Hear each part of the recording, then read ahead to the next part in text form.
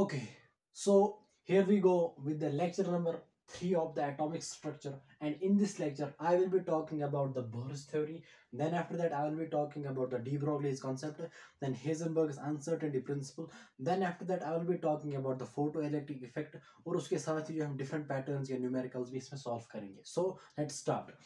Bohr's theory यहाँ पे जो है हम पोस्टुलेट्स को डिस्कस नहीं करेंगे, बल्कि हम डायरेक्टली जो है जिस पैटर्न के क्वेश्चंस इस कॉन्सेप्ट पे या बोहर्स थ्योरी पे जिस पैटर्न के क्वेश्चंस पूछे जाते हैं, उन्हीं क्वेश्चंस को सॉल्व करने के लिए जो इन्फॉर्मेशन जो है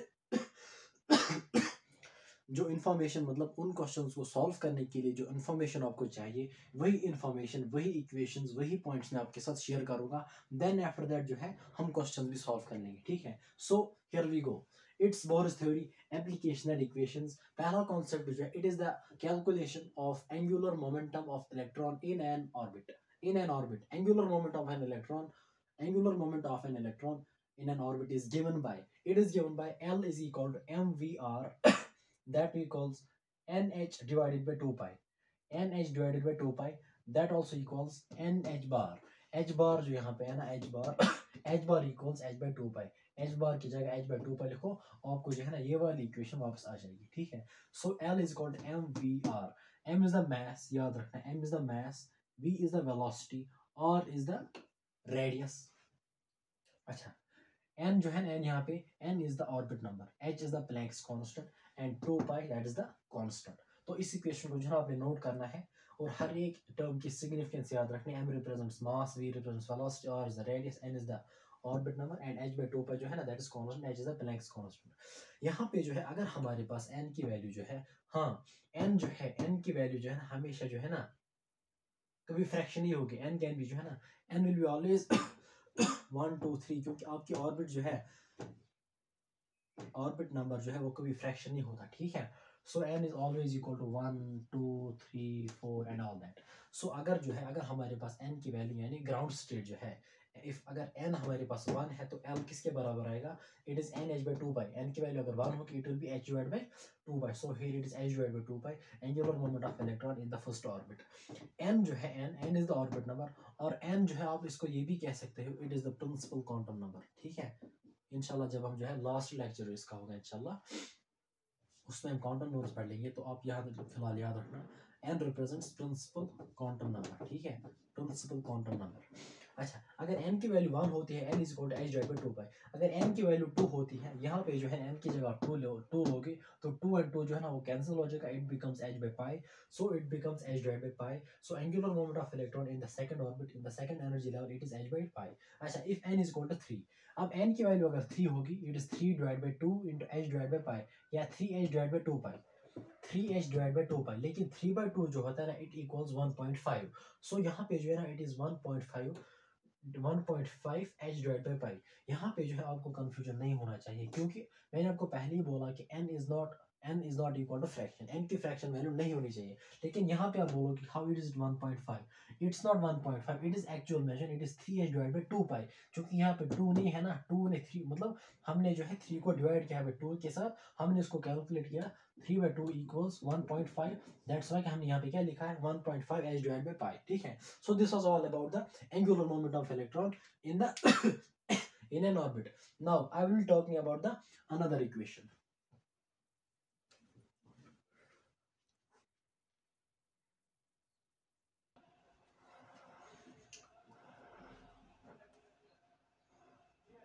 Okay, another equation.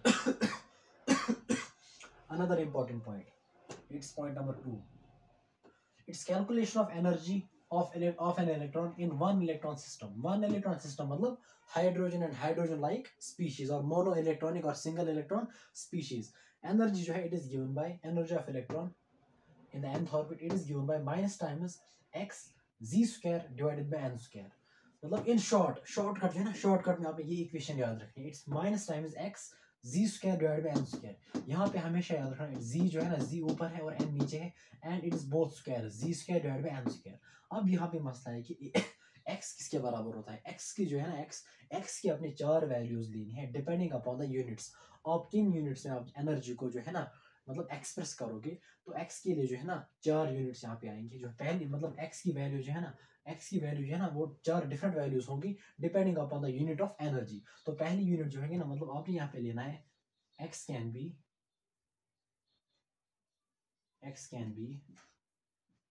it is 1312 kilojoules per mole. It is 1312 kilojoules per mole. अच्छा, दूसरी वैल्यू जो है it is 313 kilo calories per मोल। ठीक है, x can be 1312 kilojoules per mole, 313 kilo calories per mole. It can also B 2.18 into 10 to the power minus 18 joules per atom। joules per atom 10 to the power minus 18 joules per atom। और last unit जो है ना most common unit जिसमें हम energy को express करते हैं, it is 13.6 electron volt पर एटम। इन 4 वैल्यूज को बिल्कुल आप याद रखेंगे विथ यूनिट्स। ठीक है, x is the x can be 13 मतलब 1312 kilo joules per mole, it can also be 313 kilo calories per mole, और 2.18 into 10 to the power minus 18 joules per atom, और 13.6 इलेक्ट्रॉन वोल्ट पर atom.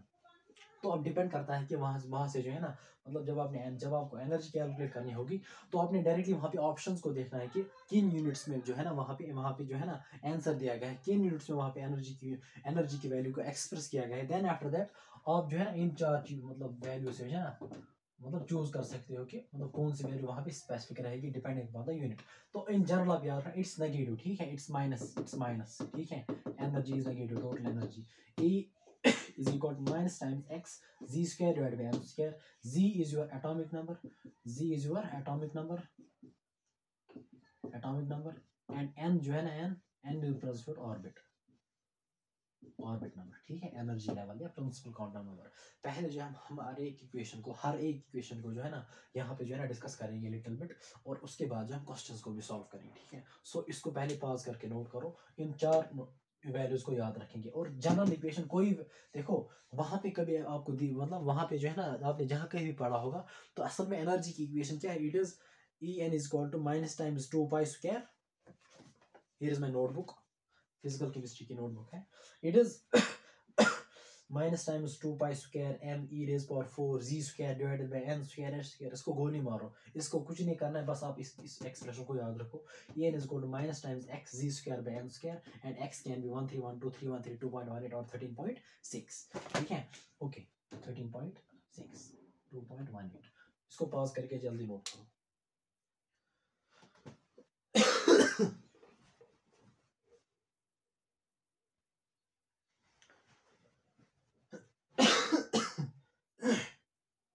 Okay, another equation calculation of ionization energy। ionization energy जो है ना ionization energy, इसके लिए एक short expression है, वो है जनरल में E ionization it is equal to minus times E ground state। ionization energy is minus times energy in the ground state। अब ये कहाँ से आ गया, यहाँ पे अब देखो ionization energy it is equal to delta E, change in energy। अब यहाँ पे चेंज एनर्जी क्या होता है, मतलब जब भी आप चेंज की बात करते हैं चेंज डेल्टा रिप्रेजेंट्स चेंज, और चेंज का हमेशा मतलब होता है हायर माइनस लोअर। तो यहाँ पे जो है it is higher energy minus lower energy. Higher जो है अब हमने वहाँ पे जो है ना लास्ट लेक्चर में बोला था कि जो सबसे ज्यादा एनर्जी एक इलेक्ट्रॉन की होती है दैट इज एट इन्फिनिटी, और सबसे कम एनर्जी कहाँ पे होती है, that is in the ground state. That's why कि मैंने लिखा ई हायर के बदले ई इन्फिनिटी माइनस ई लोअर मतलब ई ग्राउंड स्टेट। अच्छा, और आपको ये भी पता है कि एनर्जी जो है ना दैट मतलब जो मतलब इन्फिनिटी जो है ना E infinity that is equal to 0। ठीक है, एनर्जी जो मैक्सिमम होती है at infinity but that equals 0, क्योंकि इन्फिनिटी से नीचे क्या है, दैट इज नेगेटिव। ठीक है, अब मान लीजिए ये नंबर लाइन है ना हमारे पास, इट इज 0, यहाँ पे पॉजिटिव इंटीजर्स आएंगे, यहाँ पे नेगेटिव। ठीक है, तो ऑब्वियसली 0 जो है ना 0 will be greater then negative. Obviously बात है जो नेगेटिव वैल्यूज होंगे 0 से ज्यादा होगा। तो अगर हम बात करेंगे जो इन्फिनिटी पे इंशाल्लाह याद रखना है एनर्जी है that is 0, it is maximum but it is 0, उसकी वैल्यू दैट इज 0 के बराबर होती है। So E infinity 0, so E ionization equals to minus times E ground state. अब एनर्जी के हमें जो इससे पहले जो एक्सप्रेशन जो है ना हमने वहां पे देखी, that was E was equal to minus times x ji square divided by N square. अब अगर हम हाइड्रोजन की बात करेंगे, हाइड्रोजन की, आपको पता ही होगा कि हाइड्रोजन का एटॉमिक नंबर दैट इज 1। सो ई जो है, सॉरी, अच्छा, ग्राउंड स्टेट, हाँ it is ground state, it is E is equal to minus times x z square divided by n square। जब ग्राउंड स्टेट की बात आएगी, सो n की वैल्यू क्या आएगी, n की वैल्यू 1 होगी, so E will be E ground state, E ground state, E ground state किसके बराबर आएगा, that will be minus times x z square. So E ground state किसके बराबर आ गया, minus times x z square. So it comes out to be minus, minus तो अपना है, एंड E ग्राउंड स्टेट किसके बराबर है, minus times x z square, minus times x z square, minus and minus जो है ना, माइनस माइनस प्लस हो जाएगा। सो आपकी आयनाइजेशन एनर्जी जो होगी, it will be equal to x times z square. So in short आपने याद रखना है, E ionization it is x z square, it is x z square, ये एक्सप्रेशन आपने याद रखनी है, इट्स x z स्क्वायर, और E ionization is equal to minus times E ground state. अब x की वैल्यू क्या होगी, x की वैल्यू क्या होगी, it can be this this this और दिस, ठीक है। सो इसको अपलोड करो पॉज करके जल्दी, it's E ground।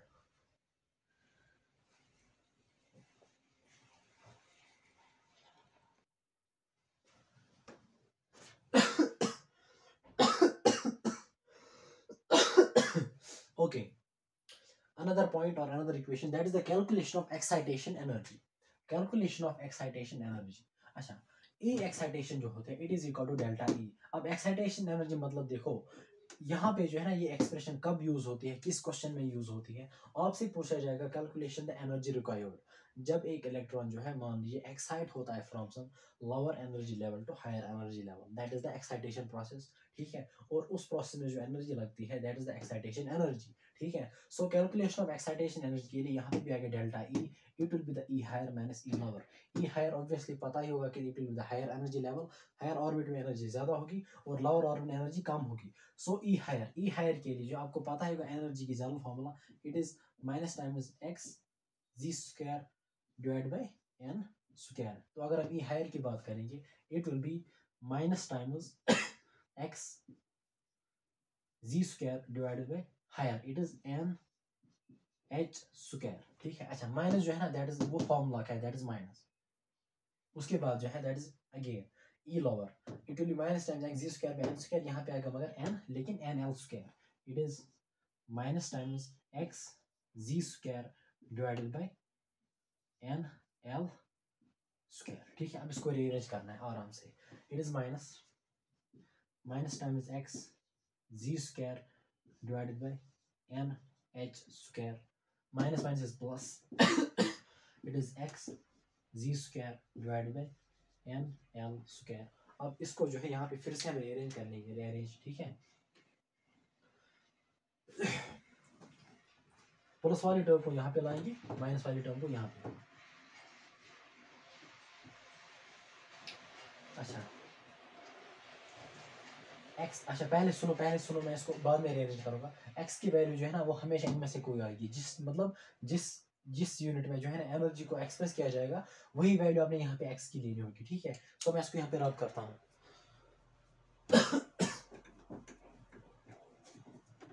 So it comes out to be our E excitation.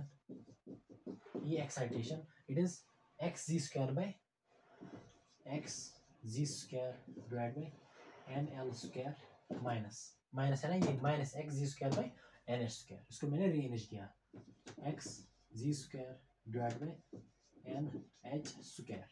तो अगर हम एक्स जी स्क्वायर को कॉमन निकालेंगे, ठीक है, x ji square it comes out to be x ji square x ji square into 1 divide by N L square minus 1 divide by N H square. This is the expression of excitation energy, जब electron excite होकर from lower energy level to higher energy level चला जाता है, तो उस time पे जो energy involve होती है, that is called excitation energy, and excitation energy is called. अगर ये एक्सप्रेशन याद नहीं रही, ठीक है, तो फिर आप यहाँ हमेशा याद रखिए डेल्टा ई एनर्जी की एक्सप्रेशन तो आपको पता है, it's minus times x ji square by n square. तो आपने जो है वहाँ पे क्या करना होगा, हायर माइनस लोअर, फिर इक्वेशंस को रीअरेंज करना होगा। ये वैसे मतलब कोई डिफिकल्ट इक्वेशन नहीं है, आप इसको आसानी के साथ याद रख सकते हो। एक्स की वैल्यू डिपेंड करती है यूनिट ऑफ एनर्जी। अच्छा, यहाँ पे जो है आपको पता ही होगा आयनाइजेशन एनर्जी, इससे पहले मैंने बात की थी आयनाइजेशन एनर्जी की। आयनाइजेशन एनर्जी जो थी ई आयनाइजेशन वाज इक्वल टू, आप वहाँ पे देख भी सकते हो अपने नोटबुक पे, ई आयनाइजेशन किसके बराबर थी, it was X ji square, it was X ji square. तो यहाँ पे जो है ना E excitation can also be written as X ji square, जो है ना एक्स जी स्क्वायर, इसके बदले हम आयनाइजेशन एनर्जी को भी लिख सकते हैं, ठीक है। एक्स जी स्क्वायर के बदले यानी एक्स जी स्क्वायर के बदले हम आयनाइजेशन एनर्जी को भी पुट कर सकते हैं। So E excitation is equal to E ionization into 1 divide by N L square minus 1 divide by N H square, ठीक है। क्योंकि आपको क्वेश्चन में वहाँ से दिया जाएगा आयनाइजेशन एनर्जी दी होगी, और वहाँ से जो है ना एन एल की वैल्यू यानी आपसे पूछा जाएगा कि what is the value of, मतलब आयनाइजेशन एनर्जी दी होगी, तो आपसे पूछा जाएगा कैलकुलेट द एक्साइटेशन एनर्जी जब एक इलेक्ट्रॉन चला जाता है from this orbit to that orbit, यानी from lower orbit to higher orbit, और पे अपने सिंपली वैल्यू को पुट करना है, ठीक है। So this was excitation energy in terms of the ionization energy. अब हम बात करेंगे काइनेटिक एनर्जी की, ठीक है। काइनेटिक एनर्जी, पहले आप इसको पॉज करके नोट करो जल्दी। Okay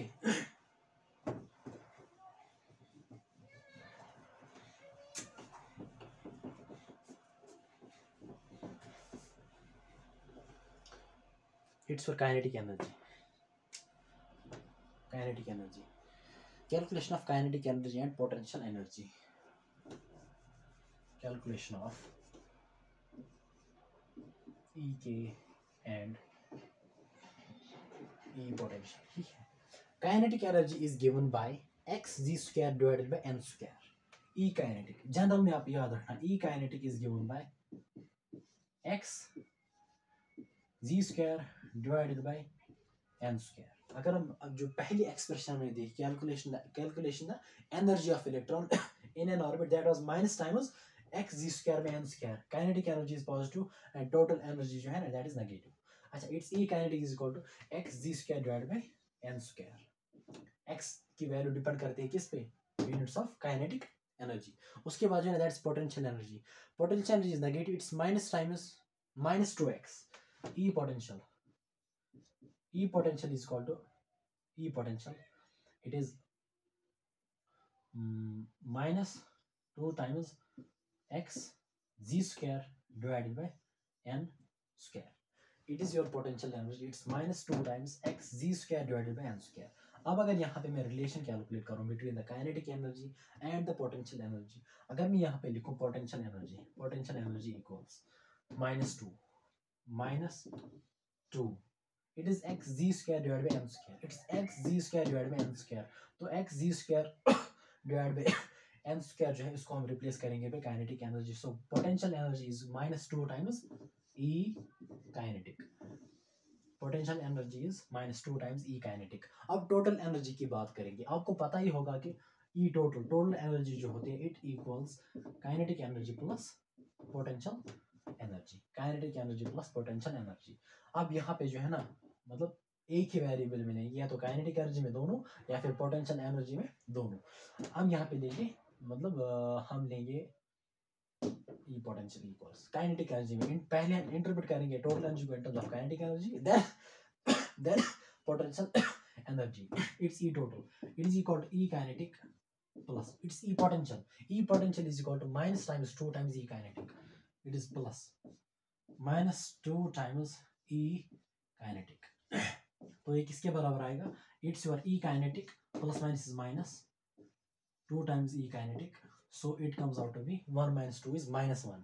so your E total जो है your E total equals minus E kinetic, your E total equals to minus E kinetic. So this is the total energy in terms of kinetic energy. अब हम इसको interpret करेंगे in terms of potential energy. अच्छा, अब E total किसके बराबर है, E kinetic plus E potential। Okay यहाँ पे लिख लेते हैं E total is equal to E kinetic plus E potential। अब E kinetic यहाँ पे किसके बराबर आएगा, यहाँ पे E kinetic किसके बराबर आएगा, अगर यहाँ पे जो है ना E kinetic को कैलकुलेट करेंगे it comes out to be E kinetic, यहाँ पे मैं बोल रहा हूँ यहाँ पे इस एक्सप्रेशन से जो है E kinetic comes out to be -2 नीचे जाएगा, so it comes out to be -1 divide by 2 E potential. यही आएगा ना, अब जरा चेक करो, अब जरा चेक करो, इट इज माइनस टाइम्स 1, मतलब 1 को भूल जाओ, it's minus E potential divide by 2 या -1/2 इंटू ई पोटेंशियल ई काइनेटिक। यहाँ पे -2 को मैंने नीचे ले लिया, ठीक है। सिंपलेस्ट कैलकुलेशन पार्ट है, ग्रेड 10th का मैथमेटिक्स है, ठीक है। अच्छा, E kinetic is equal to minus times E potential divide by 2।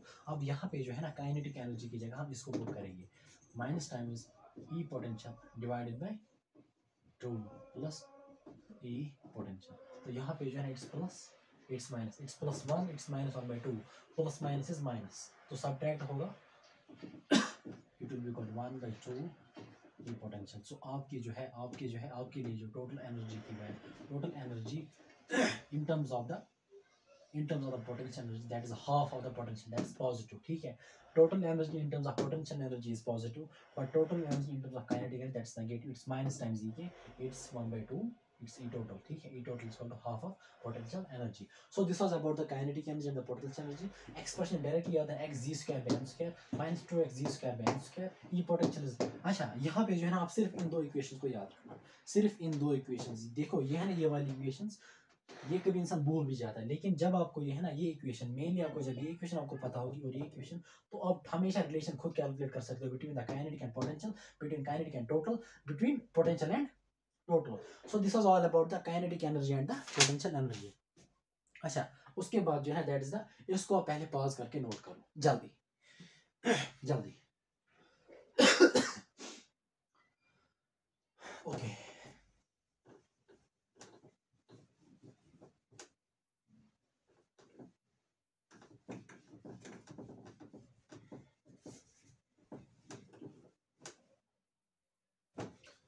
it is the calculation of radius, calculation of radius, calculation of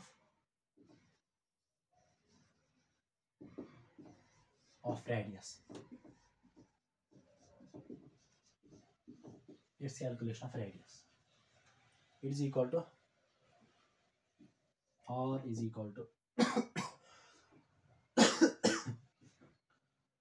0.529 n square divided by z, n square divided by z। लेकिन यहाँ पे जो radius जो है ना, इसको हम express करेंगे in the angstrom units, in the units of angstrom, ठीक है। 1 एंगस्ट्रॉम किसके बराबर होगा, 1 एंगस्ट्रॉम जो है it is equal to 10 to the power -10 metre, ठीक है। तो इट इज 0.529 n square divided by z। यहाँ पे जो है ना अभी तक जितने भी एक्सप्रेशंस, हमने जितने भी एनर्जी के एक्सप्रेशंस की बात की थी, वहाँ पे हमेशा क्या था, it was z square divided by n square, but यहाँ पे क्या है, it is n square divided by z square, ठीक है। इसको हमेशा अच्छे से याद रखना। जब आप क्वेश्चंस को देखोगे वहाँ पे, मतलब वहाँ पे क्या दिया होता है, वहाँ पे बोरोस रेडियस इस तरह से दिया जाता है, r is equal to r naught n square divided by z in the units of, अगर एंगस्ट्रॉम्स की यूनिट्स होगी, ठीक है। सपोज यहाँ पे जो है, हाँ ये इसी तरीके से दिया जाता है। Suppose r is equal to r naught और a naught की वैल्यू जो होती है ना, r naught किसके बराबर होता है वहाँ पे, मतलब मान लीजिए एंगस्ट्रॉम्स, ठीक है, इट्स एंगस्ट्रॉम। r naught की वैल्यू किसके बराबर आएगी, simply r naught is equal to 0.529, ठीक है। यही पे जो है ना, यही 0 r naught और a naught, r naught is equal to 0.529 इसी को मैंने यहाँ पे पुट किया। तो आप जनरली जो है ना डायरेक्टली इस इक्वेशन को याद रखना, इस इक्वेशन को, ठीक है। इट इज 0.529 n square divided by z in the units of angstrom, ठीक है। n square रिलेशन को याद रखना, n square by z नीचे है, ठीक है। उसके बाद क्या है, that is 0.529 n square by z angstrom। उसके बाद जो है that is the velocity of electron. इसको जल्दी पॉज करके इसको जो है ना नोट करो जल्दी जल्दी।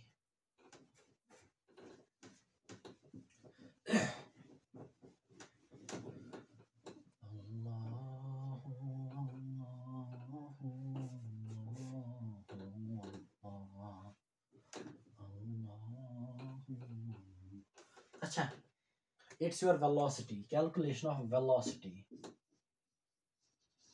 it's your velocity। इस पे रियली क्वेश्चन पूछा जाएगा, लेकिन फिर भी हम याद रखेंगे इस एक्सप्रेशन को। It's 2.18 into velocity, it is 2.18 into 10 to the power 6, 10 to the power 6 z divided by n, ठीक है। z divided by n velocity को एक्सप्रेस किया गया है in the units of metre per second, ठीक है। ये वाली जो है ना, ये एक्सप्रेशन वेलोसिटी के लिए है। This will be for your velocity 2.18 into 10 to the power 6 z divide by n। यहाँ पे है, वहाँ पे क्या था रेडियस में n स्क्वायर बाय z, ठीक है। और एनर्जी में क्या था z square bye n square. तो अगर हम बात करेंगे सपोज यहाँ पे जो है एनर्जी रेडियस वेलोसिटी, एनर्जी किस मतलब एनर्जी दी गई थी इन terms of it was z square divide bye n square, ठीक है। यहाँ पे रेडियस किसके बराबर आएगा, radius will be n square divide bye z, velocity किसके बराबर आएगा z डिवाइड बाय, इनको आप अच्छे से याद रखना। सो this was all about the borers theory, ठीक है। इसमें मुझे नहीं लगता है कि कोई और क्वेश्चन पूछा जाएगा, तो इंशाल्लाह जब हम क्वेश्चंस कर लेंगे तो वहीं पे जो है ना इन एक्सप्रेशंस का फिर से रिवाइज होगा और क्वेश्चंस भी क्लियर होंगे कि किस तरह से क्वेश्चंस पूछे जाते हैं। लेकिन आप इसको पहले नोट करो। हम पहले जो है ना डी ब्रॉगली कॉन्सेप्ट को भी डिस्कस करेंगे, हेजनबर्ग्स को भी, क्योंकि वहाँ पे ज़्यादा इक्वेशंस होगी जल्दी। देन कॉम्बिनेशन में जो है ना हम क्वेश्चंस को लेंगे, बोरस पे भी, फोटो इलेक्ट्रिक इफेक्ट पे भी, हेजनबर्ग अनसर्टेनिटी प्रिंसिपल पे भी और डी ब्रॉगली कॉन्सेप्ट पे भी। लेकिन अब जो है ना इसको जल्दी से नोट करो। टू द पॉइंट बात करते हैं यहाँ पे, कोई डिटेल में नहीं, ये कहाँ से वेलोसिटी कहाँ से आ गई। हमने जो है ना हमारा पर्पस जो है कि हमें वहाँ पे क्वेश्चन आना चाहिए, बस that is our purpose and that is our motive and that is our goal. और उस क्वेश्चन को करने के लिए जो इन्फॉर्मेशन चाहिए वो मैं आपको प्रोवाइड कर रहा हूँ इन शॉर्ट। कोई डिटेल नहीं, कोई डेप्थ नहीं, कोई कॉन्सेप्ट, कोई डिटेल ही नहीं, ठीक है। हम मतलब मैं क्या करूँगा इंशाल्लाह, स्पेशली फिजिकल केमिस्ट्री में और ऑर्गेनिक में जो है ना, मैं आपको कॉन्सेप्ट में ले जाऊँगा थ्रू द क्वेश्चन में आपको ले जाऊँगा इनटू द कॉन्सेप्ट्स। मैं पहले कॉन्सेप्ट डिस्कस नहीं करूँगा कि दिस इज दैट। मैं डायरेक्टली आपको डिफरेंट पैटर्न के क्वेश्चन दिखाऊंगा, आप उनको रिवाइज करना अच्छे से, और उन्हीं बेसिस पे जो है ना आपकी जो PYQs बुक होगी या DPP होगा, कोई ऑब्जेक्टिव बुक होगी, APMD का मॉड्यूल होगा, फिर क्वेश्चंस करना लिटिल बिट एक्स्ट्रा और रिवाइज करके जाना, और NCERT को भी करना। तो आप इंशाल्लाह वहाँ पे पेपर को फाड़ के आओगे, लेकिन प्रोवाइडेड कि आप अच्छे से फॉलो करो और रिविजन्स भी साथ साथ करो, ठीक है। So this was about the Bohr's theory. अब हम बात करेंगे किसकी, अब बोहरस थ्योरी की लिमिटेशंस भी है, ठीक है। वह थ्योरी बेस्ड मतलब पॉइंट्स, उनको मैं क्वेश्चंस में ही बोलूंगा कि लिमिटेशंस किस तरह से आएगी वहाँ पे, वो ज़्यादा इंपॉर्टेंट नहीं है। लेकिन इस टाइम जो है ना अब हम बात करेंगे डी ब्रॉगलीज कॉन्सेप्ट, और उसमें हम मेनली बात करेंगे डी ब्रॉगलीज इक्वेशंस की, ठीक है। De Broglie's equation.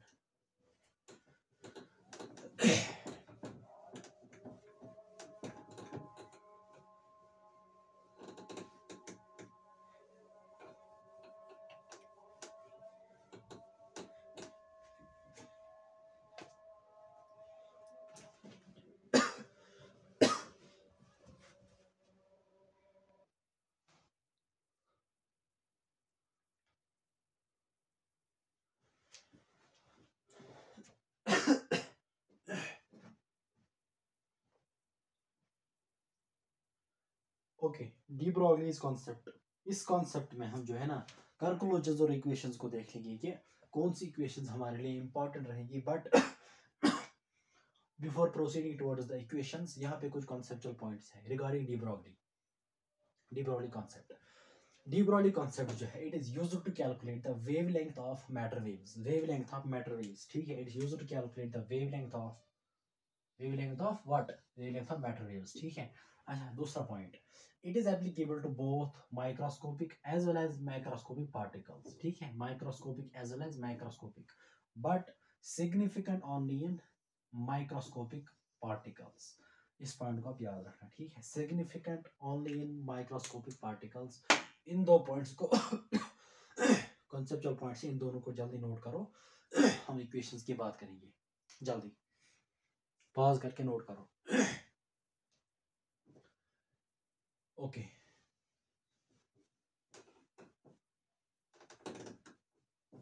अब हम बात करेंगे इक्वेशंस की, और जिन इक्वेशंस के बेसिस पे जो है ना हम बहुत सारे क्वेश्चंस सॉल्व कर सकते हैं इन most of the cases.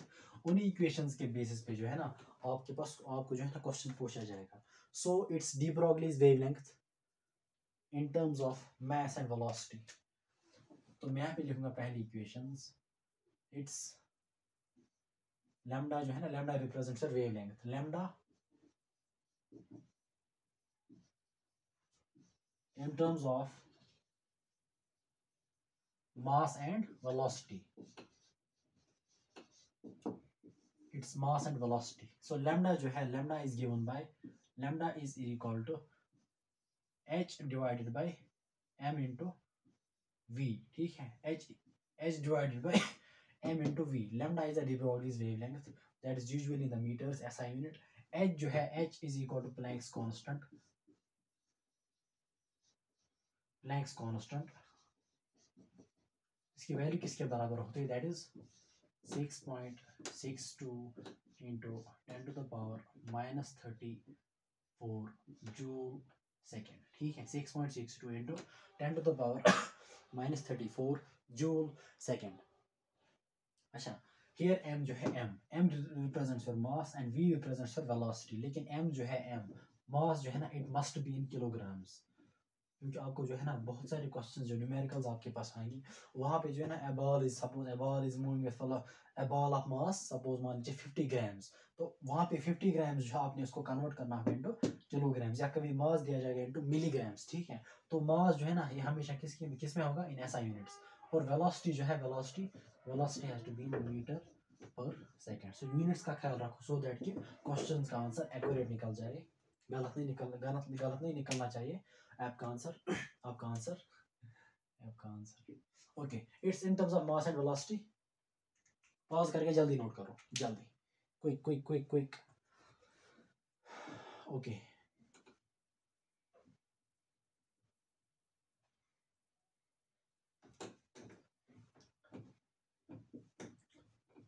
Now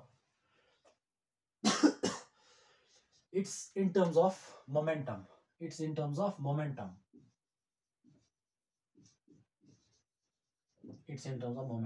Lambda is equal to h by p. P represents your momentum. ठीक है, p represents your momentum. P is equal to momentum.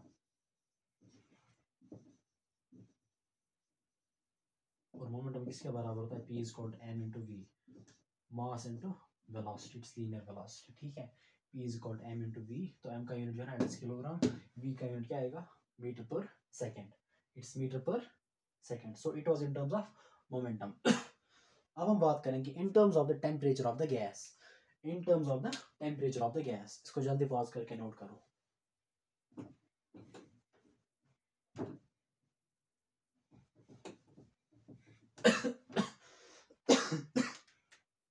In terms of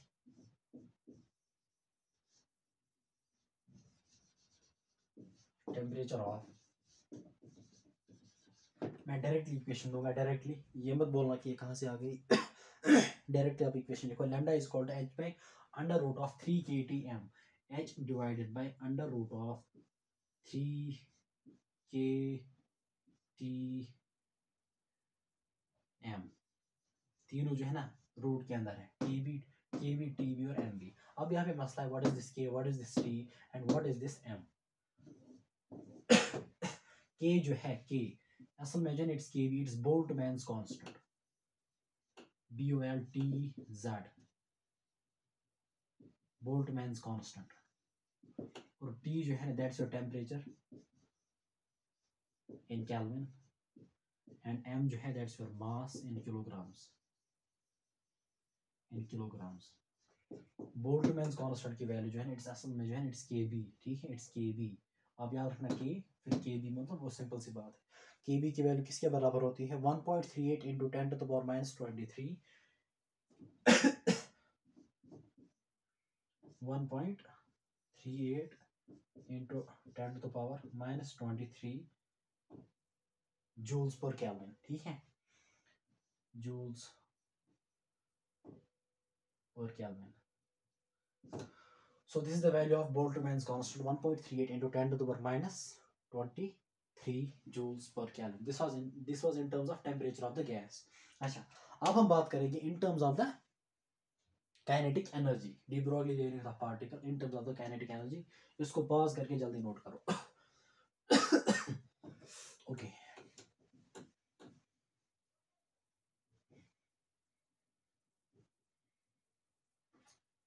In terms of kinetic energy.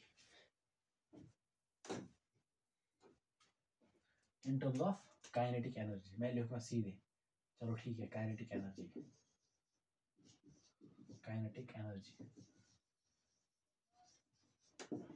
H is lambda is called H divided by under root of twice E kinetic into M. तो root के अंदर है twice kinetic energy into mass. ठीक है. तो यहाँ पे जो है यहाँ पे E K represents for kinetic energy. E K जो है E K it's your kinetic energy and it must be in the units of joules. ठीक है. Joules that's your J. और M जो है ना it simply mass. Mass in kilograms. This was about the kinetic energy. अच्छा, यहाँ पे जो है यहाँ पे मैं आपको बोलूँ थोड़ा सा, ये कहाँ से आ गया 2E के M, ये कहाँ से आ गया, ये कहाँ से आ गया. आपको पता होगा कि काइनेटिक एनर्जी जो होती है, kinetic energy it is equal to 1 divide by 2 mv square. यहाँ पे जो है जो पहली एक्सप्रेशन थी that was lambda is equal to h divided by m into v.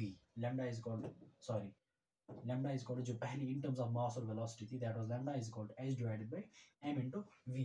अच्छा, अगर हम यहाँ पे जो है इसको जो है अगर हम m के साथ मल्टीप्लाई करेंगे यहाँ पे भी और ऊपर भी जो है ना m के साथ मल्टीप्लाई करेंगे, so it becomes our m square. m और m कैंसिल होगा, हमको जो है ना वापस मिलेगी 1/2 mv स्क्वायर. मतलब अगर ये m और इसका स्क्वायर कैंसिल होगा ना तो हमें वापस क्या मिलेगा 1/2 mv स्क्वायर. तो मैं क्या करता हूँ, मैं नीचे भी इसको m से मल्टीप्लाई करता हूँ और ऊपर भी, तो हमें ऊपर क्या मिलेगा इट्स m स्क्वायर और v स्क्वायर अपना ही है. अच्छा, अब मैं एक काम करता हूँ, यहाँ पे एक काम मैं करूँगा. अच्छा, मैं ट्वाइस m को यहाँ ले जाऊँगा, so it is twice e K into m it is equal to m v square जो है ना मल्टीप्लाई में तो होल स्क्वायर आएगा दोनों को whole square. So twice e K into m is equal to m v whole square. m v किसके बराबर आएगा, m v will be equal to, अगर हम बात करेंगे m v equals under root of twice e K into m. तो अब ये जो है ना ये वाली expression lambda is equal to h by m v की जगह जो है ना under root of twice e के m लगाओ तो आपको जो है ना ये वाली एक्सप्रेशन मिल जाएगी. ठीक है. So it comes from this. अच्छा, अब हम बात करेंगे in terms of the charge and potential difference. In terms of charge and potential difference, इसको आप पॉज करके जल्दी नोट करो. In terms of charge and potential difference. Okay,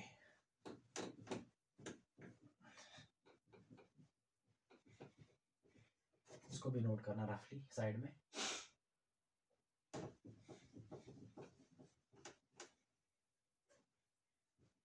okay, in terms of charge and, मैं PD लिखूंगा सीधे. PD means potential difference. It is equal to lambda is equal to h divided by under root of twice Q P m. यहाँ पे जो है मैं इसको लिखूंगा v नॉट. ठीक है. बिकॉज पहली इक्वेशन में mv इन्वॉल्व हो गया. v वाज वेलोसिटी, लेकिन यहाँ पे जो है v नॉट जो है it is your potential difference. ठीक है. यहाँ हम इसको v में ही लेंगे. यहाँ पे होगा स्मॉल v, यहाँ पे होगा थोड़ा बोल्ड लेटर्स में मोटा सा. मतलब आप खुद वहाँ पे याद रखना it's twice Q V M. Q is the charge, v is the potential difference and m is your mass. So यहाँ पे जो है Q इज द चार्ज.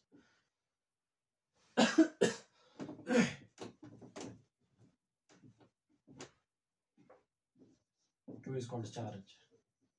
ये यूजुअली होगा कि यूनिट्स ऑफ कूलम. अच्छा, V is your potential difference. किसमें units किसमें होगा in terms of volts, that is V in terms of volts, and m is the mass, that is in kilograms. अब यहाँ पे जो है अब आपका पार्टिकल यूजुअली इलेक्ट्रॉन होता है या प्रोटॉन होता है, और आपको पता होगा कि मैग्नीट्यूड ऑफ चार्ज ऑब्वियसली जो है इलेक्ट्रॉन में नेगेटिव चार्ज होते हैं, लेकिन मैग्नीट्यूड जो होता है it is equal to 1.6 into 10 to the power -19 coulombs, ठीक है। It is the charge on magnitude of charge on electron and proton.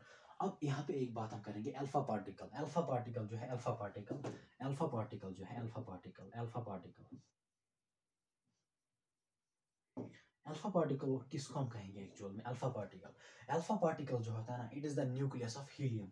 इसको हम यहाँ पे लिखते हैं लाइक दिस He2 4।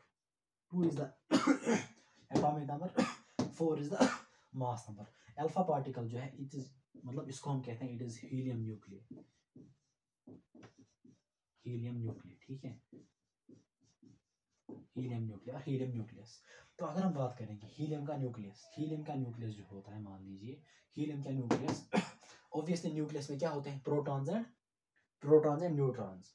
तो अगर हम बात करेंगे यहाँ पे प्रोटॉन्स की, अगर हम बात करेंगे देयर आर दो अल्फा पार्टिकल में जो है यहाँ पे क्या दो प्रोटॉन्स होंगे, ठीक है। So number of protons will be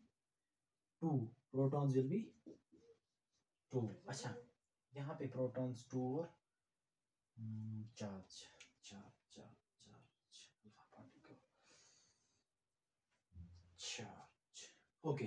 अच्छा, सो प्रोटॉन्स कितने आएंगे? 2। अच्छा, इसका मास नंबर क्या है? Mass number that is 4। अगर हम जो है, चलो इसको पहले आप छोड़ो यहाँ पे, अगर हम हीलियम न्यूक्लियर को प्रोटॉन के साथ कंपेयर करेंगे ना हाइड्रोजन के साथ, अब यहाँ पे जरा देखो, अच्छे से देख लेना। मान लीजिए ये हमारा प्रोटॉन है, ठीक है, क्योंकि प्रोटॉन जो है प्रोटॉन चलो छोड़ो इसको भी। प्रोटॉन जो है प्रोटॉन आपका प्रोटॉन की चार्ज क्या है? दैट इज, अगर हम मतलब देखो, एक होती है रिलेटिव चार्ज, ठीक है, और दूसरी क्या होती है? रिलेटिव चार्ज और मतलब एक होती है ये वाली चार्ज 1.6, दूसरी होती है ना सपोज 1 कूलम, यानी 1 2 3। तो यहाँ पे इन शॉर्ट मुझे आपको दिखाना है कि what is the relation between the charge and mass of alpha particle and proton. तो इन शॉर्ट आप याद रखना, सपोज मान लीजिए प्रोटॉन का मान 1 है, इसका एटॉमिक नंबर 1 है, और इसका मास नंबर भी क्या है? 1 है। तो अगर आप यहाँ पे देखोगे मास ऑफ अल्फा पार्टिकल क्या होता है? Helium nuclear. तो आपने यहाँ पे याद रखना है मास ऑफ अल्फा पार्टिकल जो होता है, sorry, mass of alpha particle it is equal to mass of alpha particle जो है इट इज 4 टाइम्स, अगर इसका 1 है, इसका क्या है? 4। सो it is 4 times mass of proton, ठीक है, it is 4 times mass of proton. इसी तरीके से चार्ज, क्यों alpha, charge and alpha particle जो है इट इज प्रोटॉन, मतलब प्रोटॉन पर चार्ज यहाँ पे मान लीजिए यूनिटी, ठीक है। So it is 2 times Q P. इसी मतलब इन दोनों रिलेशन को बिल्कुल आप याद रखेंगे, क्योंकि मोस्ट ऑफ द केसेस में जो है ना आपको अल्फा पार्टिकल भी दिया जाता है, और इसको जो है मतलब आपको कभी रेशो निकालना होता है, ratio of the wavelength between the alpha particle and the electron और प्रोटॉन, ठीक है। तो मास of alpha particle is 4 times mass of proton, and charge on alpha particle it is 2 times charge on proton. So this was about the in terms of charge and potential difference. अब specifically जो है, specifically इसको जो है ना पहले note करो पास करके, जल्दी जल्दी, ओके। अब स्पेसिफिकली जो है हमने इलेक्ट्रॉन, प्रोटॉन और अल्फा पार्टिकल के लिए जो है हमने डी ब्रोगलीज वेवलेंथ कैलकुलेट की है in terms of the potential difference for, और we can say the for the given value of V, ठीक है। For the given value of V जो है, मान लीजिए फॉर इलेक्ट्रॉन, इसके नीचे आप ये लिखना है फॉर इलेक्ट्रॉन जो है lambda is equal to 12.26 divided by under root of V. V is the potential difference, लेकिन ये किस में आएगा? In the units of angstroms. कभी नैनोमीटर में भी होता है, ठीक है, नैनोमीटर, तो वहां पे क्या आएगा? 1.2। तो it is 12.26 divide by under root of V। ये इलेक्ट्रॉन के लिए जो है ना मोस्ट इंपॉर्टेंट वाली जो है that is for electron, it is lambda is equal to 12.26 divided by under root of V। V is the potential difference in the units of angstrom. अगर हम बात करेंगे प्रोटॉन की, और proton lambda is equal to 0.286 divided by under root of V in the units of angstrom। और अगर हम alpha particle की बात करेंगे, for alpha particle it is lambda is equal to 0.101 divided by under root of BV is the potential difference in the units of angstrom. ठीक है, in the units of angstrom it is 0.286. इनमें जो है सबसे important that is this, that's for electron. So this was all about the de Broglie's concept, de Broglie's equation. In equations को जो है ना आप अच्छे से याद रखना. अभी जो है ना मैं आपके सामने Heisenberg's uncertainty principle की 2 या 3 इक्वेशंस रखूंगा, उसके बाद फोटो इलेक्ट्रिक इफेक्ट की इक्वेशंस, देन आफ्टर दैट हम कॉम्बिनेशन में जो है ना डिफरेंट न्यूमेरिकल्स को सॉल्व करेंगे, सो दैट कि हमें पता चले कि किस तरह से वहाँ पे क्वेश्चंस पूछे जाते हैं. सो पहले जो है ना आप इसको पॉज करके जल्दी नोट करो. इन टर्म्स ऑफ मतलब de Broglie's wavelength for electron, in terms of potential difference phi for proton, electron, proton and alpha particle. Okay,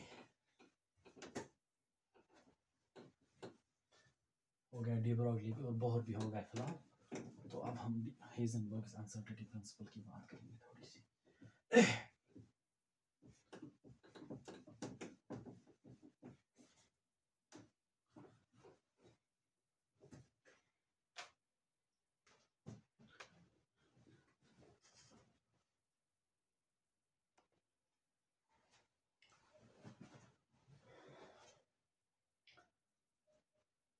okay, Heisenberg's uncertainty principle, conclusions और इक्वेशंस की बात करेंगे, मैथमेटिकल इक्वेशंस. तो पहले कुछ conceptual points. Applicable and significant only to microscopic particles. अगर हम बात करेंगे de Broglie's कॉन्सेप्ट की, that was applicable to both microscopic as well as macroscopic particles, but Heisenberg's uncertainty Heisenberg's uncertainty principle HUP is applicable only to microscopic particles, but that was significant only in microscopic. That is also matlab here Heisenberg's uncertainty principle, it's also significant in only in microscopic particles. अच्छा, उसके बाद deals with the simultaneous measurement of any pair of properties, any pair of following properties जो है ना हम जो है ना इसे मेजर करते हैं. ठीक है, its position or momentum, position and momentum, or position and velocity. ठीक है, position and velocity, or I can say the energy and time period, energy of electron in the excited state and its time period in the excited state. मतलब in terms of energy and time period जो है ना हम इसको interpret कर सकते हैं. अब हम बात करेंगे मैथमेटिकल इक्वेशंस यानी इन तीन इक्वेशंस की. ठीक है,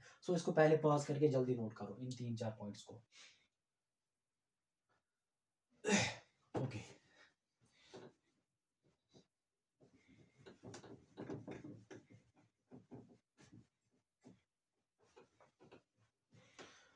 मैथमेटिकल इक्वेशंस. पहली इक्वेशन जो है यानी मैथमेटिकल इक्वेशंस,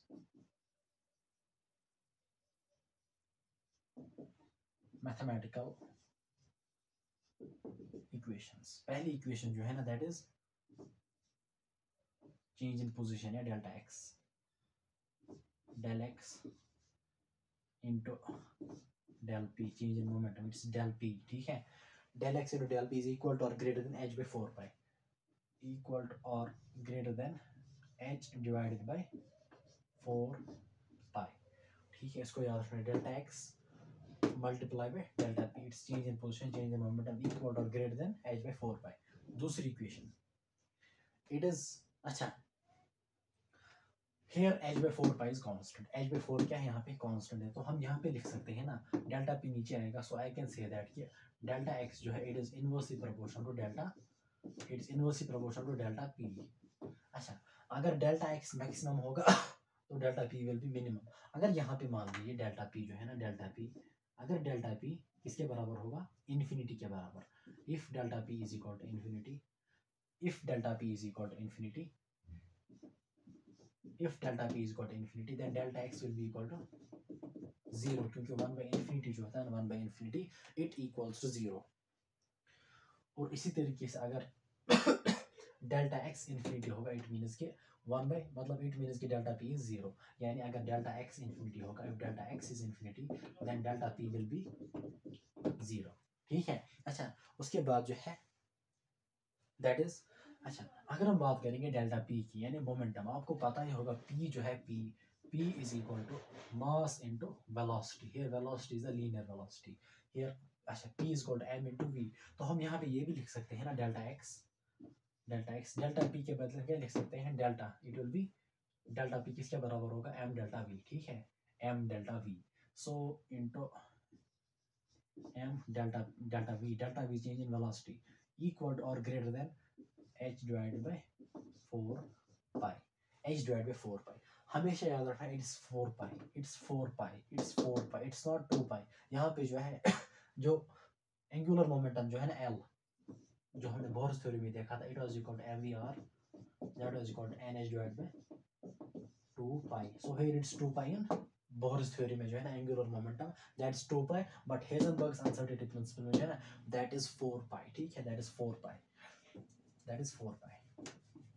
ओके, अब अगर हम इस मास को जो है ना m को नीचे ले जाएंगे तो हमें क्या मिलेगा delta x into delta v is equal to और greater than h divided by 4 pi m. ठीक है, m is the mass and that is in kilograms, x is the position और x is position that is in metres, distance वगैरह.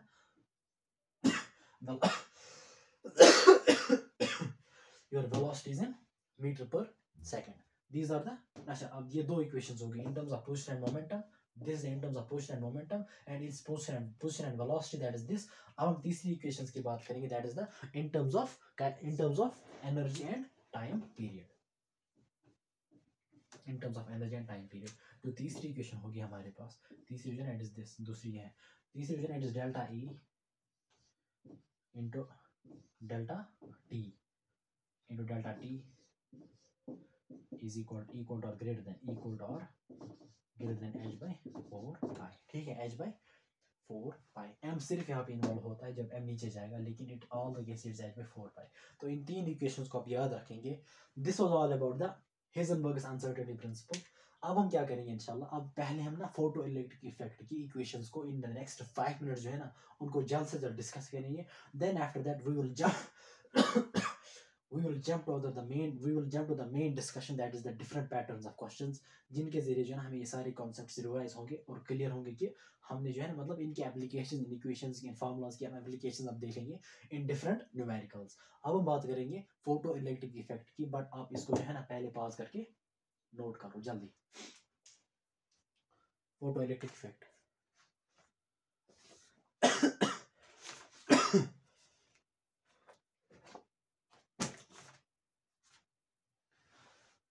अल्लाहु अकबर. Okay,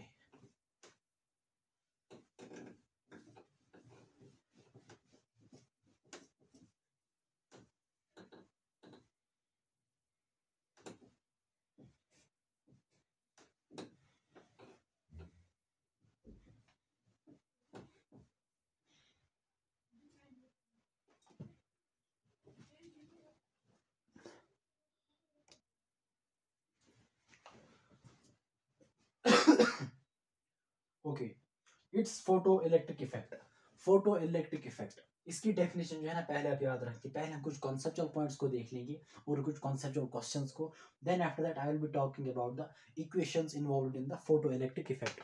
पहले definition इसको आप नोट करो और आपको पता ही होगा कि फोटो इलेक्ट्रिक इफेक्ट क्या होता है. ठीक है, इट इज द इजेशन और emission of electrons from metal surface by light.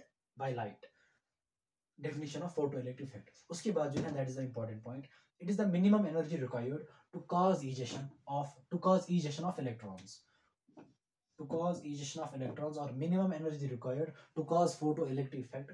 उसको हम कहते हैं threshold energy. उसको हम क्या कहते हैं threshold energy. It is the minimum energy required to cause the photoelectric effect or ejection of electrons. उसको हम कहेंगे threshold energy. या इनके सब metals जो है, इनके सब metals हम threshold energy को कहते हैं work function of the metal. Work function या किसी केस में आयनाइजेशन एनर्जी भी. ठीक है, अच्छा अब अगर होगी minimum frequency required to cause the ejection of electrons, उसको हम कहते हैं थ्रेशोल्ड फ्रीक्वेंसी. ठीक है, सो थ्रेशोल्ड एनर्जी को भी याद रखना, थ्रेशोल्ड फ्रीक्वेंसी को भी याद रखना. उसके बाद जो है that is the conditions for photo electric effect to take place. Incident light जो है, इंसिडेंट लाइट उसकी एनर्जी क्या है, it is H nu. So H nu is the energy of incident light. it must be greater than hv naught. hv naught is the threshold energy. h nu is the incident energy. And H we not जो है it is the threshold energy. अब अगर हम frequency की बात करेंगे, mu naught it is the frequency of incident radiation or incident light, and mu naught is the threshold frequency. So frequency of incident photon it must be greater than threshold frequency. But wavelength जो है ना wavelength of incident photon या incident light या incident radiation it must be less than threshold wavelength. लेकिन in most of the case जो है ना आपने इन दोनों को याद रखना। अब आप कहेंगे ये कहाँ से आ गया, आपको पता है कि फ्रीक्वेंसी जो है it is inversely proportional to lambda. अगर incident photon, incident energy, incident radiation की फ्रीक्वेंसी ज्यादा होगी तो इंसिडेंट ज्यादा होगी, अगर ज्यादा होगी ठीक है तो उसकी वेवलेंथ क्या होगी, कम होगी। So wavelength is less than threshold wavelength. So इन तीन पॉइंट्स को याद मतलब नोट करो इन तीन पॉइंट्स को जल्दी नोट करो। हम बात करेंगे rate of the photo electric emission, मतलब इंटेंसिटी और फ्रीक्वेंसी के बारे में, relation of kinetic energy and all that. इसको जल्दी नोट करो पॉज करके, जल्दी जल्दी। ओके, कंडीशंस को याद रखना, कंडीशंस क्या होती है, और इसको याद रखना कि थ्रेशोल्ड एनर्जी और थ्रेशोल्ड फ्रीक्वेंसी और work function of the metal, और in some cases the ionization energy of metals like alkali metals में इन्वॉल्व होता है। ठीक है, तो rate of photo electric emission जो है ना, rate of photo electric emission आप याद रखेंगे, rate of photo electric emission it is directly proportional to I. I जो है ना, I is the intensity, I and it is the intensity of the incident light. Rate of photoelectric emission it is directly proportional to the intensity of light. Intensity या दूसरा point जो है ना ये भी आप याद रखेंगे, that is the number of photo electrons, और it is the number of photo electrons, number of photo electrons और amount of photo electric current,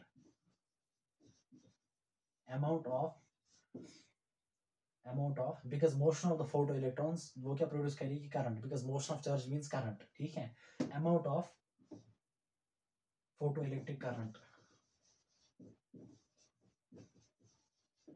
photo electric current, ये दोनों चीजें जो है ना, दोनों चीजें यानी ये मतलब तीनों चीजें, नंबर ऑफ फोटो इलेक्ट्रॉन्स और amount of photo electric current और the rate of photo electric emission, ये तीनों चीजें जो होती है ना, these are directly related to intensity I. ठीक है, these are directly proportional to intensity. So हम लिखेंगे R is the rate, N is the number of photo electrons, and amount of photoelectric current, IP. I is the current, P is the photoelectric current.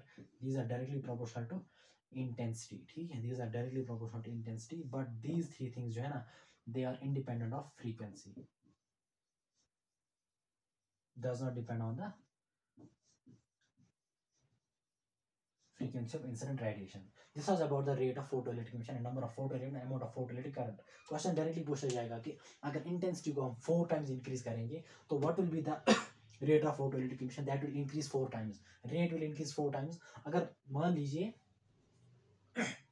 अगर 4 या 10 या मान लीजिए आप 20 photo electrons जो है ना, 20 फोटो इलेक्ट्रॉन्स इमिट हो रहे हैं in photoelectric effect upon the intensity of, यानी मान लीजिए 4 अपॉन द इंटेंसिटी, जब आप इंटेंसिटी जो है ना इंसिडेंट रेडिएशन की इंटेंसिटी मान लीजिए दैट्स आई, और आई इंटेंसिटी पे जो है मान लीजिए 40 फोटो इलेक्ट्रॉन्स जो है ना इमिट होते हैं। ठीक है, इंटेंसिटी आई। अब अगर आपने इंटेंसिटी को जो है ना 4 टाइम्स इंक्रीज किया, मतलब 4 I, what will be the number of photo electrons, number of photo electrons will be simply 40 into 4। ठीक है, because they are directly related. So जिस तरह से जो है ना, मतलब इट इज लीनियर रिलेटेड, जिस तरह से इंटेंसिटी इंक्रीज होगी उसी तरीके से फोटोइलेक्ट्रिक करंट और फोटो इलेक्ट्रॉन्स और रेट ऑफ फोटोइलेक्ट्रिक इमिशन वो भी जो है ना इंक्रीज होगा। अब हम बात कर, अच्छा अब अगर जो है ना, अब क्वेश्चन पूछ रहा है कि फ्रीक्वेंसी को इंक्रीज करेंगे हम और या उसको हम डिक्रीज करेंगे, what will be the effect on number of photo electrons, या what will be the amount of photoelectric current, या रेट ऑफ फोटोइलेक्ट्रिक इमिशन पे क्या फर्क पड़ेगा, it remains unchanged due to change in frequency, because it is independent of frequency. ठीक है, अब हम बात करेंगे जो है काइनेटिक एनर्जी और velocity of the incident radiations. इसको पहले जल्दी नोट करो, जल्दी।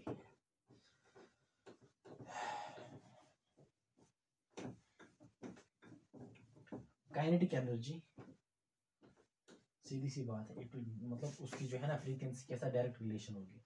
ठीक है, सो काइनेटिक एनर्जी और इट्स के और फ्रीक्वेंसी जो है, they are directly proportional to frequency, it is velocity, sorry velocity, it's v, directly proportional frequency. Frequency को मैं यहाँ पे नोट करूंगा भाई f से ही नोट करूंगा, ठीक है। f stands for frequency, f stands for frequency. And याद रखना जो है they are independent of intensity, intensity, ठीक है। इंटेंसिटी पे आप ये यहाँ पे याद रखना, इंटेंसिटी, इंटेंसिटी, इंटेंसिटी। अच्छा,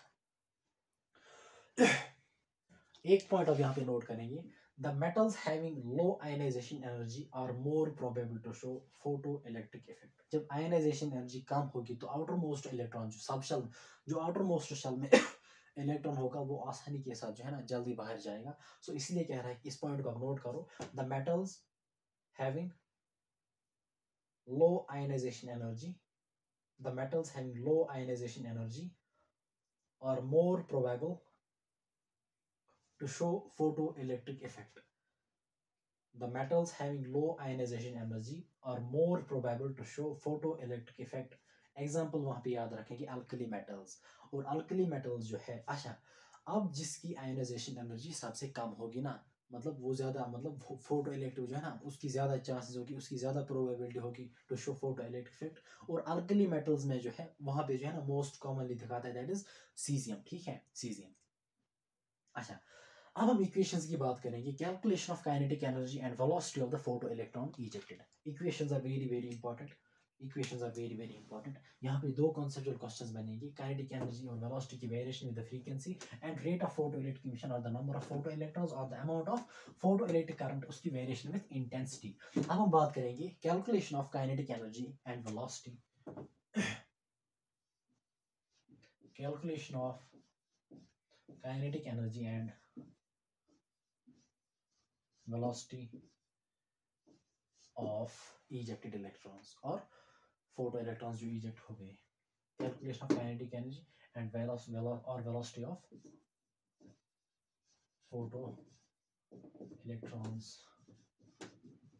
ejected, ठीक है, ejected। अच्छा, यहाँ पे जो है हमारे पास जो सबसे पहले एक्सप्रेशन आ रही है that is the energy of incident photon, E incident, energy of incident photon और एनर्जी ऑफ इंसिडेंट रेडिएशंस, ये किसके बराबर होती है, it equals E K plus E T H, it equals E K plus E T H. E K is the kinetic energy and ETH is the threshold energy, ठीक है। सो incident energy जो है ना, मतलब वो डिवाइड होती है दो हिस्सों में, एक किस में, to cause the ionization energy, मतलब टू कॉज द आयनाइजेशन यानी मतलब इलेक्ट्रॉन जो है आउटर मोस्ट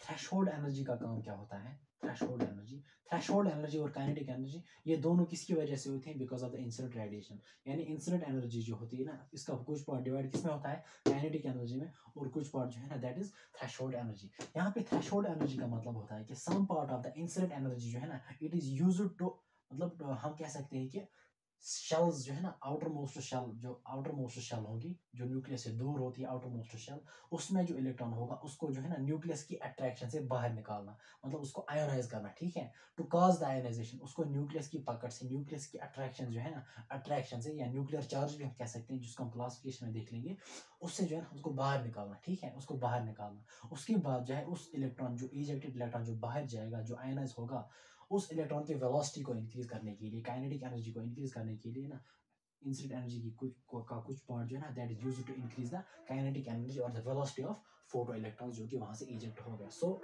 आपने याद रखना है कि E incident energy of the incident photon और incident radiation it equals kinetic energy plus threshold energy. अच्छा, अब अगर हम बात करेंगे यहाँ पे काइनेटिक एनर्जी की बात करेंगे, काइनेटिक एनर्जी को हम कैलकुलेट करेंगे E K will be E I that is the energy of incident radiation minus E T H that is the threshold energy.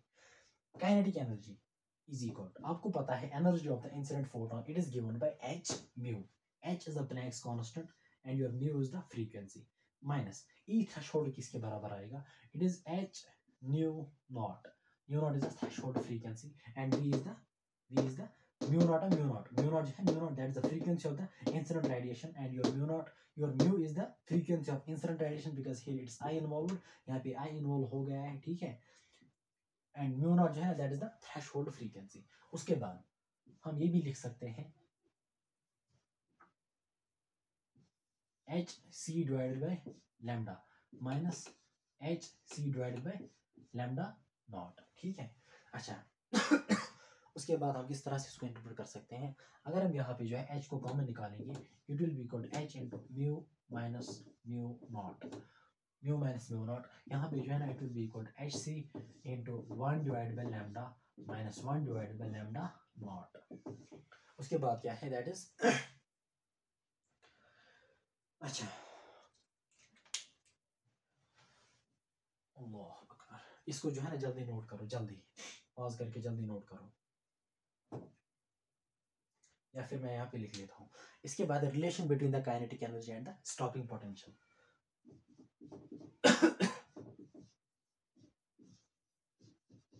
Relation between kinetic energy and stopping potential को मैं मानूंगा we not. Kinetic energy जो होती है that is always equal to E V naught. E मान लीजिए that is the charge of electron या electronic charge. E we naught भी लिख सकते हैं या क्यू वी नॉट भी लिख सकते हैं। Q V naught, Q represents charge, E भी रिप्रेजेंट मतलब E and Q they represent same thing. तो काइनेटिक एनर्जी और स्टॉपिंग पोटेंशियल में क्या रिलेशन है, it's E K is equal to E V naught. अच्छा आपको ये भी पता होगा कि काइनेटिक एनर्जी किसके बराबर होता है, E K is equal to 1 divide by 2 M V square, M V square. अब हम जो है ना इन सारी इक्वेशंस को जो है ना मतलब यानी काइनेटिक एनर्जी की इक्वेशंस को in terms of the frequency, in terms of the wavelength, in terms of the stopping potential and in terms of the velocity लिख लेंगे इन अ सिंगल लाइन, ठीक है। पहले इनको नोट करो जल्दी, ओके।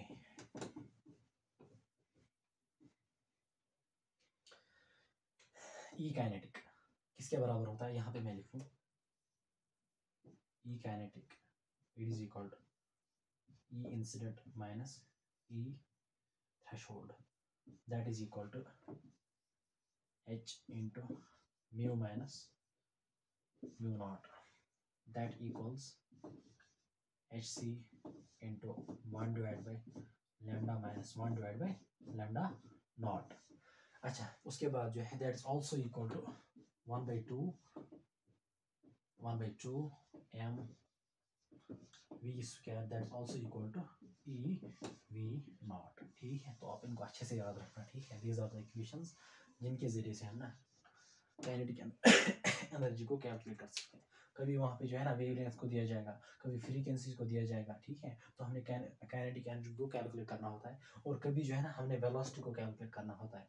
अब वेलोसिटी को हम किस तरह से कैलकुलेट करेंगे, जो क्वांटिटी वहाँ पे मतलब आपने जो कैलकुलेट करनी होगी, बस आपने उन्हीं दो इक्वेशन को लेना होगा। मान लीजिए आपको जो वहाँ पे वेलोसिटी दिया गया है और मास दिया गया है, और आपसे जो है ना फ्रीक्वेंसी का डाटा भी दिया गया है, आप इन दो इक्वेशन को रिलेट करेंगे, ठीक है। समान मतलब आप वहाँ पे लिखेंगे 1/2 M V square it is equal to H into mu minus mu naught, ठीक है। तो यहाँ पे आप वी स्क्वायर कैलकुलेट कर सकते हो। तो वी स्क्वायर किसके बराबर आएगा, यानी आपकी वेलोसिटी जो है ना 2 ऊपर जाएगा, it is going to be 2h, और m जो है ना नीचे जाएगा, it is 2h by m into mu minus mu naught, that is V square, that is V square. So V square किसके बराबर आएगा, it is 2h by m mu minus mu naught. अब v किसके बराबर, यहाँ पे square root चढ़ेगा, ठीक है। So this was all about the equations of the photo electric effect. अब हम बात करेंगे जो है ना, अब हम क्वेश्चंस की बात करेंगे, ठीक है। बोहर्स थ्योरी पे जो क्वेश्चंस बनेंगे, डी ब्रॉगली कॉन्सेप्ट में डिफरेंट क्वेश्चंस जो बनेंगे, हेजनबर्ग अनसर्टेनिटी प्रिंसिपल में जितने भी क्वेश्चंस बनेंगे, और फोटो इलेक्ट्रिक इफेक्ट पे जितने भी पैटर्न्स के क्वेश्चंस बनेंगे, और मे भी जो है ना in the next may be 30 minutes में इन क्वेश्चंस को जो है ना आपके सामने रखूंगा। मैं ज़्यादा मतलब डायरेक्टली पैटर्न दिखाऊंगा कि इस तरह से क्वेश्चन पूछा जाएगा, इस तरह से। न्यूमेरिकल्स में कम मतलब न्यूमेरिकल वैल्यू वो कैलकुलेट करना वो आपका काम है, ठीक है। मैं यहाँ पे जनरल फ्रेम जो है ना जनरल पैटर्न्स आपके सामने रखूंगा। मतलब आपको जो है ना वहाँ से मास दिया जाएगा, ठीक है। जैसे मैंने आपको यहाँ पे बोला, वहाँ पे मास दिया गया है, मास ऑफ इलेक्ट्रॉन दिया गया है, ठीक है। यानी इलेक्ट्रॉन दिया गया है, वहाँ पे मास दिया गया है, ठीक है। और इंसिडेंट फ्रीक्वेंसी और थ्रेशोल्ड फ्रीक्वेंसी भी दी गई है, प्लैंक्स कांस्टेंट की वैल्यू भी दी गई है, और are supposed to calculate the velocity of the photo electron, तो आपने इक्वेशंस को वहाँ पे जो है ना इधर उधर करना है, तो वहाँ पे वेलोसिटी की कैलकुलेट हो सकती है। इसी तरीके से डी ब्रॉगली वेवलेंथ में हमेशा हमें रेशियोज को निकालना होता है, बोर्स थ्योरी जो है वहाँ पे रेडियस का रेशियो निकालना होता है, और एक्साइटेशन एनर्जी भी निकालनी होती है जो है ना, ई हायर माइनस ई लोअर। और इसके अलावा जो है ना हेजनबर्ग अनसर्टेनिटी प्रिंस, वहाँ पे जो है ना रेयरली कोई न्यूमेरिकल बनती है वहाँ पे, ठीक है। तो तभी वहाँ पे जो है ना वेलोसिटी भी निकालनी होती है, पोजीशन भी निकालनी होती है। तो बहुत सिंपल न्यूमेरिकल्स जो है, बहुत सिंपल क्वेश्चंस इन इक्वेशंस में पूछे जाएंगे।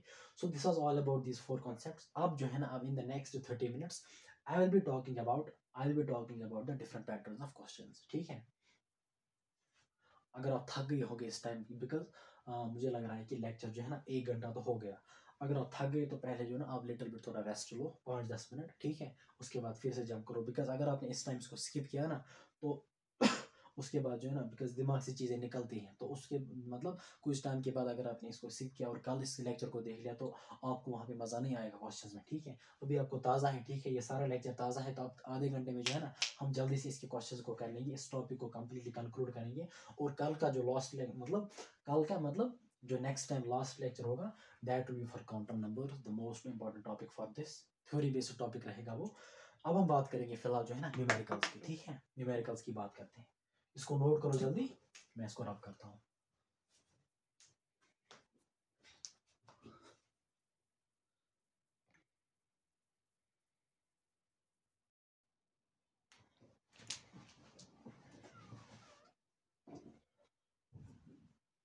Okay, coming to the most important discussion of this lecture, that is the pattern of questions जो कि different medical entrance में पूछे जाते हैं, ठीक है।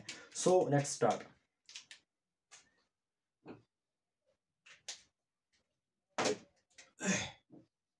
ओके, पहले हम डी ब्रॉगली कॉन्सेप्ट की बात करेंगे। डी ब्रॉगली कॉन्सेप्ट जो है उस पर डिफरेंट पैटर्न के जो न्यूमेरिकल्स या क्वेश्चंस पूछे जाएंगे या पूछे जा चुके हैं, हम उन्हीं को पहले डिस्कस करेंगे।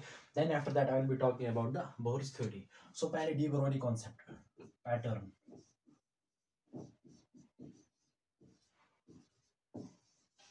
Of questions.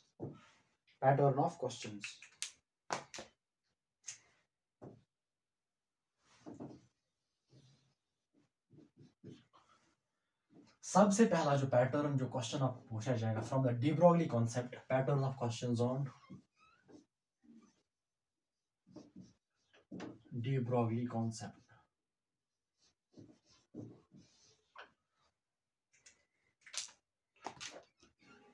ओके, जो सबसे पहले जो है ना दैट इज द इक्वेशन। सबसे पहले जो है ना मैं डी ब्रॉगली इक्वेशन को यहाँ पे लिखूंगा इन वन गो, ठीक है, in one go. Lambda is equal to h by mv, it's also equal to h divided by p, it is also equal to h divided by under root of 3 kt into m, it also equals h divided by under root of twice of kinetic energy into mass, twice of pk into m, it is also equal to h divided by under root of twice qv into m, twice qv into m, it's twice qv into m.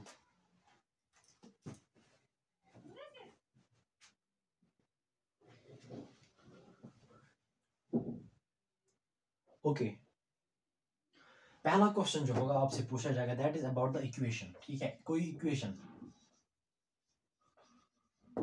यानी आपसे पूछा जाएगा de Broglie's wavelength in terms of the mass and the velocity of particle that is given by lambda is equal to h divided by mv, ठीक है। In terms of mass and velocity आपसे पूछा जाएगा, in terms of momentum that is h divided bye p, in terms of temperature of the gas that is h divided by under root of 3 kTm, ठीक है। और in terms of kinetic energy अगर पूछा जाएगा that is h divided by under root of twice e k into m, और अगर in terms of potential difference पूछा जाएगा that is h divided by under root of 2 q v m, v is the potential difference and here v is the velocity. So this was the first question, that was about, and that was on the base of equations.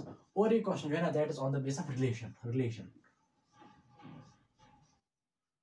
आपसे पूछा जाएगा, मान लीजिए suppose lambda जो है ना, lambda is the wavelength, आपसे पूछा जाएगा जो है ना डी ब्रॉगलीज वेवलेंथ जो है ना लैम्डा, इसकी रिलेशन क्या होती है वेलोसिटी के साथ। वेलोसिटी के साथ क्या रिलेशन होती है, वहाँ पे जो है ना बहुत सारे, it is directly proportional to V, it is directly proportional to V square, it is inversely proportional to 1 by V square, ठीक है, it is inversely proportional 1 divide by v। तो इन चारों में से करेक्ट ऑप्शन जो है that will be the it is inversely proportional to 1 divided by v।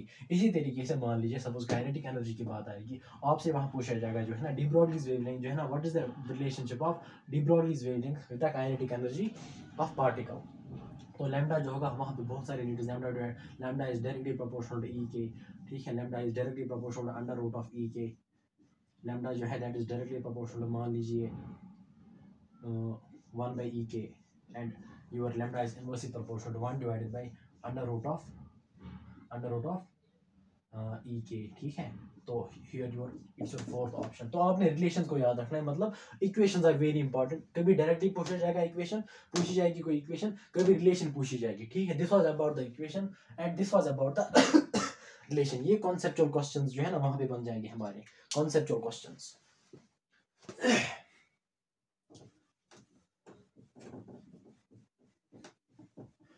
उसके बाद जो है that is calculation of lambda और अनदर पैरामीटर। उसके बाद जो है that is the calculation of wavelength, calculation of lambda और एनी अदर क्वांटिटी और पैरामीटर। सपोज जो सिंपलेस्ट क्वेश्चन जो है ना इस इक्वेशन पे बेसिस पे जो है ना, और आपको जो है ना एआईपीएमटी को जब एआईपीएमटी के पीवाईज को आप एआईपीएमटी के पीवाईज को आप जब देखोगे ना तो वहाँ पे जो है ना बहुत सारे क्वेश्चंस इस इक्वेशन पे बेसिस हैं, ठीक है। A particle, a ball is moving with velocity this and its mass is this, calculate the de Broglie wavelength associated with the ball. तो आपने सिंपल जो है ना मतलब वहाँ पे जो है ना वैल्यूज को पुट करना होगा। तो इक्वेशन आपने याद रखनी है, suppose lambda is equal to h divide by m। लेकिन यहाँ पे जो ना सबसे इंपॉर्टेंट चीज दैट इज द यूनिट। हमेशा जब भी आप किसी क्वेश्चन को अप्रोच करोगे, कोई भी न्यूमेरिकल होगी, हमेशा जो है ना आप पहले ऑप्शंस को देखोगे। ऑप्शंस में जो यूनिट दिया गया है ना किस, मतलब आपने जो है अगर वहां पे लैम्डा होगी ना, suppose lambda will be in the units of meters, ठीक है, मीटर्स मतलब इट इज इन ऐसा यूनिट। तो आपने जो है ना मास जो है ना मास का अपना ऐसा यूनिट लेना है दैट इज द किलोग्राम, ठीक है, that is the kilogram. And velocity जो है ना that is metre per second, ठीक है। सो आपके जो है ना यूनिट्स, ये डिपेंड करता है किस में आपका आंसर, किन यूनिट्स में आपका ऑप्शन है, किन यूनिट्स में जो है ना एक्सप्रेस किया गया है, ठीक है। So units are very very important, not only in this case but in every case. Here mass is in kilograms और वहाँ पे usually जो है ना mass दिया जाता है in grams और sometimes in milligrams, ठीक है। तो आपने जो है ना conversion factor आपको याद रहना चाहिए, ठीक है। अच्छा, कभी जो है ना मोमेंटम, अच्छा ये this was about calculation of lambda और एनी अदर पैरामीटर। कभी आपको जो है ना आपसे पूछा जाएगा कि an electron is moving with kinetic energy, suppose this, calculate the de Broglie's wavelength associated with the electron. तो यहाँ पे जो ना आप इस इक्वेशन को यूज करेंगे। अच्छा, अब बात आ रही है एच की वैल्यू जो है ना वो ऑलमोस्ट वही से दी जाती है न्यूमेरिकल में, ठीक है। और अगर आप याद भी रखोगे it's 6.62 into 10 to the power minus 34 joule second, ठीक है, जूल सेकंड। अच्छा, it is h divide by under root of twice e k into m। तो वहां से काइनेटिक एनर्जी जो है उसको जो है ना आपने लेना होगा काइनेटिक एनर्जी को in the units of joules, ठीक है। और मास जो है ना मास ऑफ इलेक्ट्रॉन जो है ना mass of electron that is 9.1 into 10 to the power minus 31, ठीक है, kilograms. This is the SI unit in the units of, मतलब SI units mass of electron, ठीक है। तो असल में जो है ना आपने क्या याद रखना है दैट इज द यूनिट्स, बाकी वैल्यू पुट करना। और दूसरी इंपॉर्टेंट बात जो है that is the calculation part. Calculation को आपने स्मूथली चलना होगा, रश नहीं करना है, ठीक है। अगर कहीं पे भी ना आपने जो है ना कैलकुलेशन में रश किया तो आपका ऑप्शन, आपका आंसर गलत आएगा। और यहाँ पे जो है ना सबसे मतलब जो है ना वो ट्रिकी, मतलब वो क्या करता है एग्जामिनर, जब भी आपका कोई ऑप्शन जो है ना अगर आपका कोई आंसर निकलता है वो भी ऑप्शंस में होता है, और आप जब उसको आंसर करते हो ना तो आपको लग रहा है कि मैंने ठीक किया, लेकिन जब आप आंसर की चेक करते हो वो गलत होता है, ठीक है। तो एक्यूरेटली जो है ना आपने यूनिट्स का भी ख्याल रखना है और हमेशा जो है ना वैल्यूज का भी ख्याल रखना है। और दूसरी बात जो यहाँ पे जो है ना, जब अगर आपके जो है ना अगर options are very close, options के वैल्यूज जो है ना, अगर जिस तरह से मैंने आपको ना अभी क्वेश्चन बोला था वो कैलकुलेशन ऑफ वो जो इस साल पूछा गया था नीट 21 में, ठीक है, वहां पे ऑप्शंस बहुत क्लोज थे। तो आपने जो है ना एक्यूरेट वैल्यू नहीं थी, कोई अप्रोक्सीमेशन मेथड यूज नहीं करना था, ठीक है। तो एक्यूरेट वैल्यू आप एक्यूरेट वैल्यू आपने तब लेनी है जब आपके ऑप्शंस बहुत क्लोज होंगे। लेकिन जब ऑप्शंस में बहुत ज्यादा फर्क होगा तब आप जो है ना 6.6 ही ले सकते हो यहाँ पे, ठीक है। या एवोगैड्रोस नंबर जो है ना, एवोगैड्रोस नंबर दैट 6.023। जब आपने जो है ना, अब जब ऑप्शंस मतलब क्लोज नहीं होंगे तो आप सीधे लिख सकते हो 6 × 10⁻23, ठीक है, 6 × 10⁻23, ठीक है। So this was about this. So units का ख्याल रखना है हर एक इक्वेशन में। This was about the calculation of wavelength. अब कोई और पैरामीटर का मतलब क्या होता है, मान लीजिए आपको वही से वेवलेंथ दी गई है, मान लीजिए आपको वही से वेवलेंथ दी गई है, मान लीजिए एक पार्टिकल जो है, एक पार्टिकल उसकी वेवलेंथ आपको दी गई है लैम्डा, लैम्डा इज गिवन, ठीक है। और आपका जो है ना उसका मास भी दिया जाएगा, मान लीजिए that is electron, that is your electron. जब इलेक्ट्रॉन दिया गया तो उसका मास भी आपको पता होगा और उसकी चार्ज आपको पता है 1.6 × 10⁻⁻19 कूलम, इसकी चार्ज भी आपको पता होगी। आपसे पूछा जाएगा calculate the potential difference, calculate the potential difference. तो आपने यहाँ से जो है ना इक्वेशंस को रीअरेंज करना होगा। मान लीजिए it is given by lambda is equal to h divided by √of twice QVm, ठीक है। आपसे पूछा जाएगा what is the potential difference, तो आप इन इक्वेशंस को रीअरेंज करोगे, ठीक है। तो मेन इक्वेशंस को आपने याद रखना है, फिर वहां पे जो है ना आपने इक्वेशंस को रीअरेंज करना होगा। सो this was about the calculation of the wavelength और एनी अदर पैरामीटर। कभी जो है आपको जो है ना वेवलेंथ वही से दी जाएगी, आपसे पूछा जाएगा calculate the mass of the particle, mass क्या होगा। और जब आप मास जो है ना वो हमेशा आपको किलोग्राम्स में निकलेगा। जब आपने वेवलेंथ को लैम्डा को आपने मीटर्स में लेना होगा और वेलोसिटी को मीटर पर सेकंड में, उसके बाद आपने देखना है ऑप्शन में मास जो है ना ये किन यूनिट से एक्सप्रेस किया गया है, फिर आप वहीं पे कन्वर्जन फैक्टर यूज करोगे, ठीक है। So this was about the third pattern, third pattern.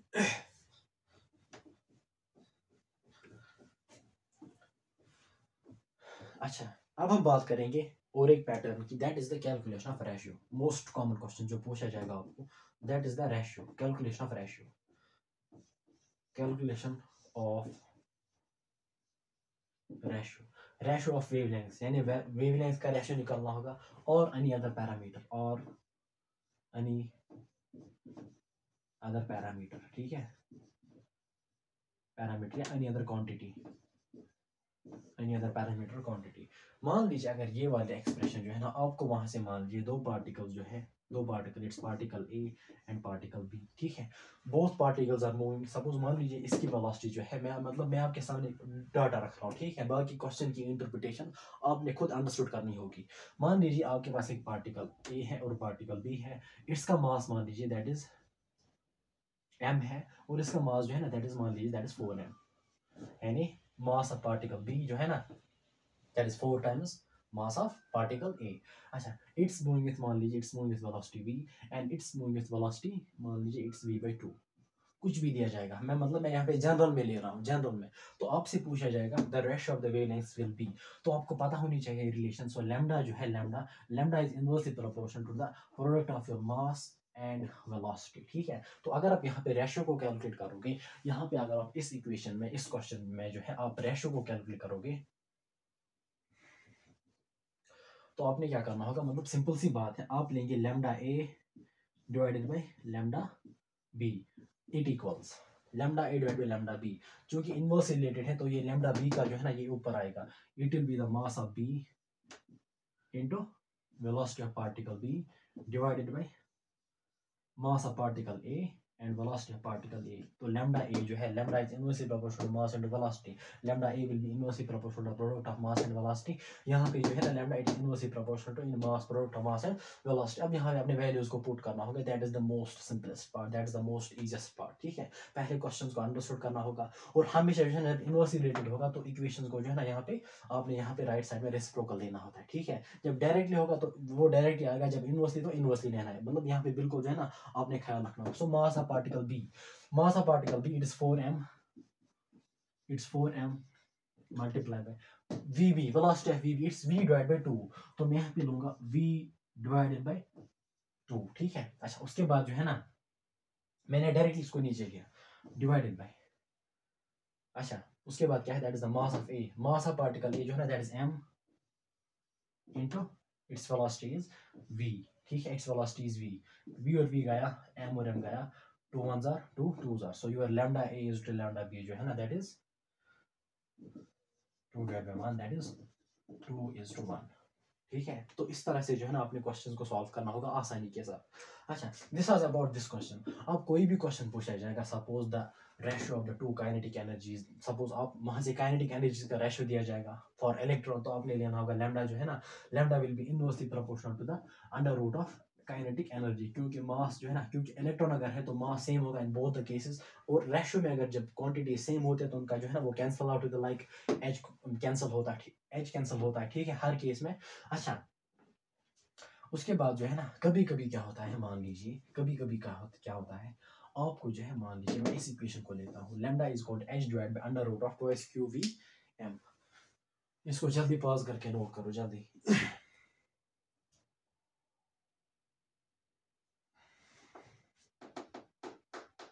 lambda a is equal to 2:1.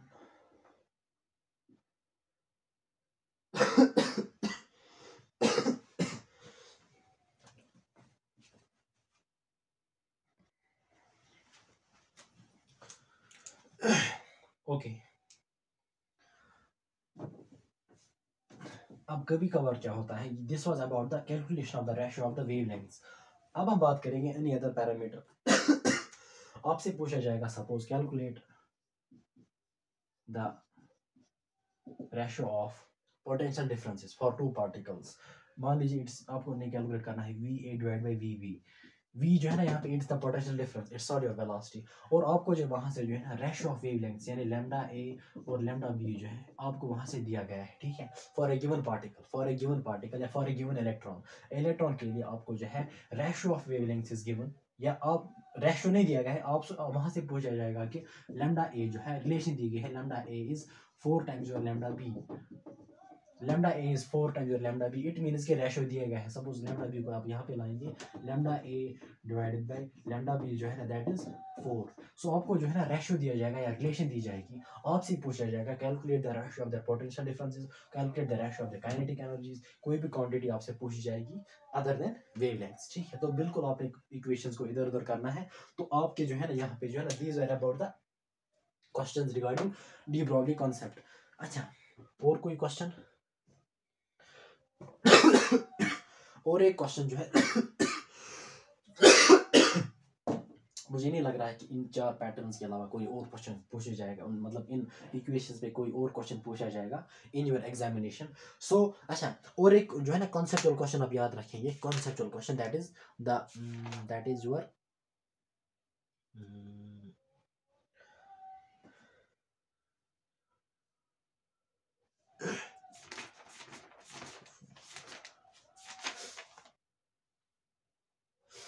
Conceptual question है, dual nature of matter was proposed by de Broglie, यानी डी ब्रोगली जो है इसने ड्यूअल नेचर ऑफ मैटर या dual nature of electron, कोई भी हो dual nature, हाँ ड्यूअल नेचर कभी कॉन्सेप्चुअली पूछा जाएगा, ड्यूअल नेचर किसने दिया? डी ब्रोगली ने।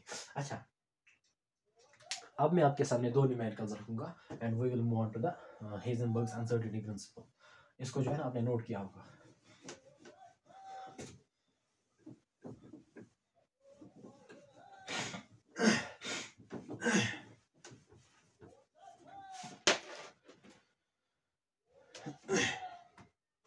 Question number 95,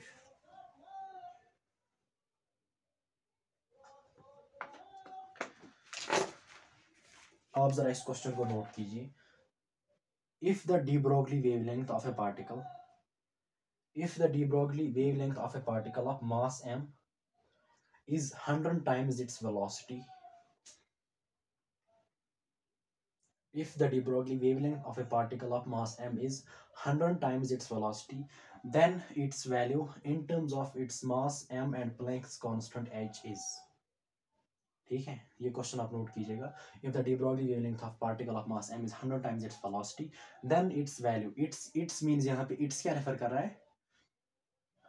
Its value in terms of its mass and Planck's constant is। इसको आप जरा खुद ट्राई कीजिएगा।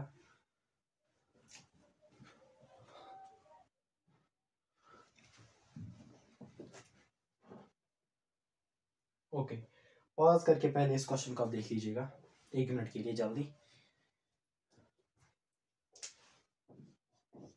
ओके, हमसे पूछा गया है या हम वहाँ पे क्या दिया गया है, एक पार्टिकल जो है इसका मास m है, इसका मास क्या है, m है, and Planck's constant is h, और हमसे पूछा गया है कि इसकी जो है ना, इसकी वेवलेंथ लैम्डा जो है ना, lambda it is 100 times its velocity, यानी it is equal to 100 v।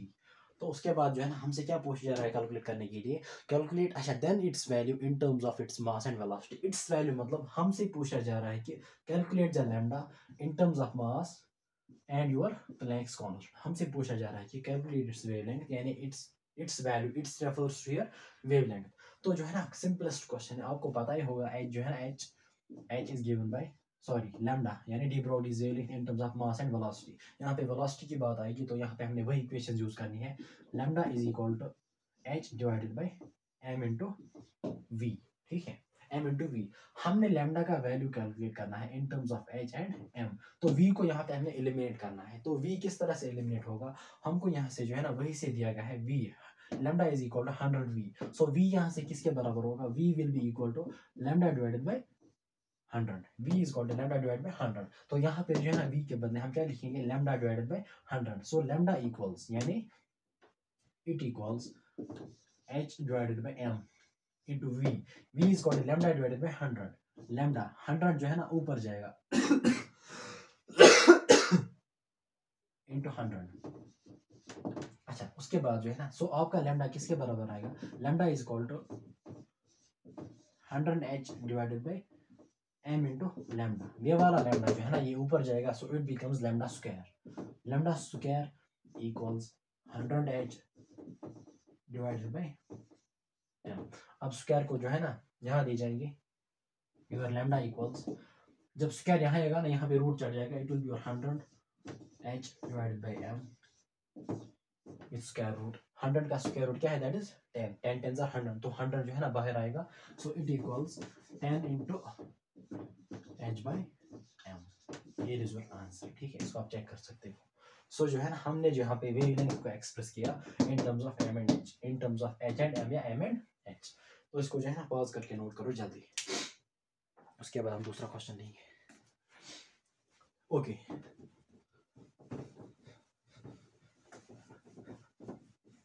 और एक क्वेश्चन डी ब्रॉगली पे,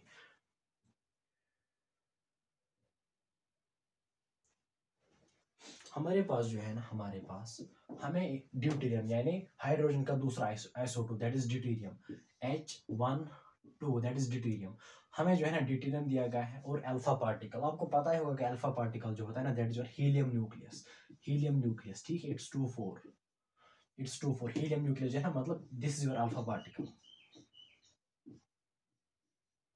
पार्टिकल। तो आपसे क्या पूछा जा रहा है, आपसे पूछा जा रहा है कि the velocity of former is 5 times greater than the velocity of former is 5 times than that of latter। यानी जो है ये जो है ना, this is deuterium, this is your deuterium, इसकी velocity, this is your former, this is your latter। तो velocity of former यानी velocity of deuterium जो है, it is 5 times velocity of alpha particle.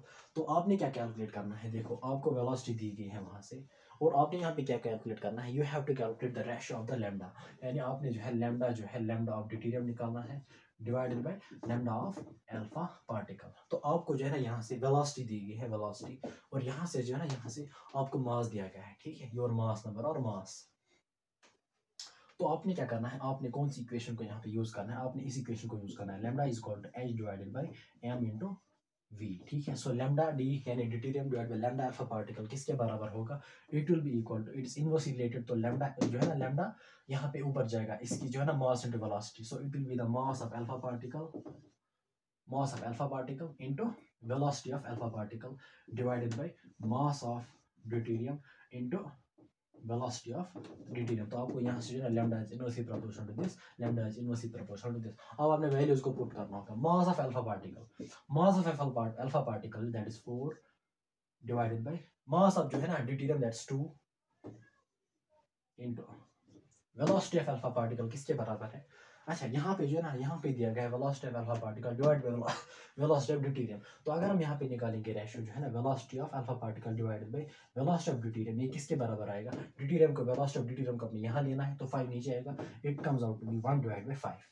ठीक है, velocity of alpha particle divide by velocity, तो आपको वहाँ से रिलेशन दी गई है, रेशियो आपने खुद को निकाला, velocity of alpha particle velocity of deuterium यहाँ जाएगा, सो 5 है, it will be 1 by 5। So यहाँ पे आपने मल्टीप्लाई करना होगा with 1 by 5, so it comes out to be 4 divide by 10, that is equal to 0.4। ठीक है, रेशियो इस तरह दिया गया था वहाँ पे, आंसर मतलब फ्रैक्शंस में यूनिट मतलब आंसर दिया गया था। ठीक है, सो आपने जो है क्या करना है, क्वेश्चंस को जो है ना, बेसिक क्वेश्चंस है, फॉर्मूला बेस्ड है, बस आपने वैल्यूज को सब्स्टिट्यूट करना है। लेकिन सब्स्टिट्यूट आप तब कर पाओगे जब आपने क्वेश्चन को अच्छे से अंडरस्टूड किया होगा, अच्छे से है ना रीड किया होगा, अच्छे से है ना उसके बाद जो डाटा दिया गया होगा उसने जो है उसको डाटा में आपने अच्छे से इंटरप्रेट करना होगा। ठीक है, so this was all about the de Broglie concept. अब आपके पास जो कोई भी मॉड्यूल होगा, जो कोई डीपीपी होगा, जो कोई ऑब्जेक्टिव बुक होगी, तो आपने जो है ना डी ब्रॉडी कॉन्सेप्ट जितने भी क्वेश्चन होंगे आपने उनको सॉल्व करना है। और एक ही बात का, दो बातों का ख्याल रखना है, एक यूनिट्स का ख्याल रखना है कि किन यूनिट्स में जो है ना वहाँ पे दिया गया है वैल्यू आंसर्स में, उसी यूनिट्स में आपने जो है ना ऑप्शंस वहाँ पे एक्सप्रेस करना है जो डाटा दिया गया हो। और दूसरा जो है कैलकुलेशन पार्ट, कैलकुलेशन का ख्याल रखना है। ठीक है, सो पॉज करके इसको जल्दी नोट कीजिएगा। ओके,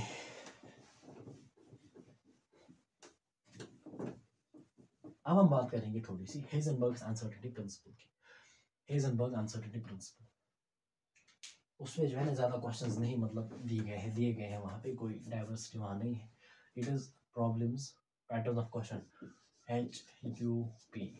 तो सबसे मतलब बिल्कुल इसी तरीके से जो है ना आपको क्वेश्चन पूछा जाएगा on the basis of equation, on the basis of equation. तो मैं यहाँ पे जो है ना इन वन को इक्वेशन को लिखता हूँ इन terms of position delta x and momentum delta x into delta p that is equal to or greater than h by 4 pi। ठीक है, h by 4 pi in terms of delta x into delta v velocity it is equal to or greater than h divided by 4 pi m, because आपको पता है delta p जो होता है ना it is equal to m delta v। ठीक है, यहाँ से जो है ना हमने क्या निकाला, डेल्टा v जो है ना it is delta p by m, नहीं डेल्टा p के बदले हमने यहाँ पे पुट किया m डेल्टा v और m जो है वो नीचे गया।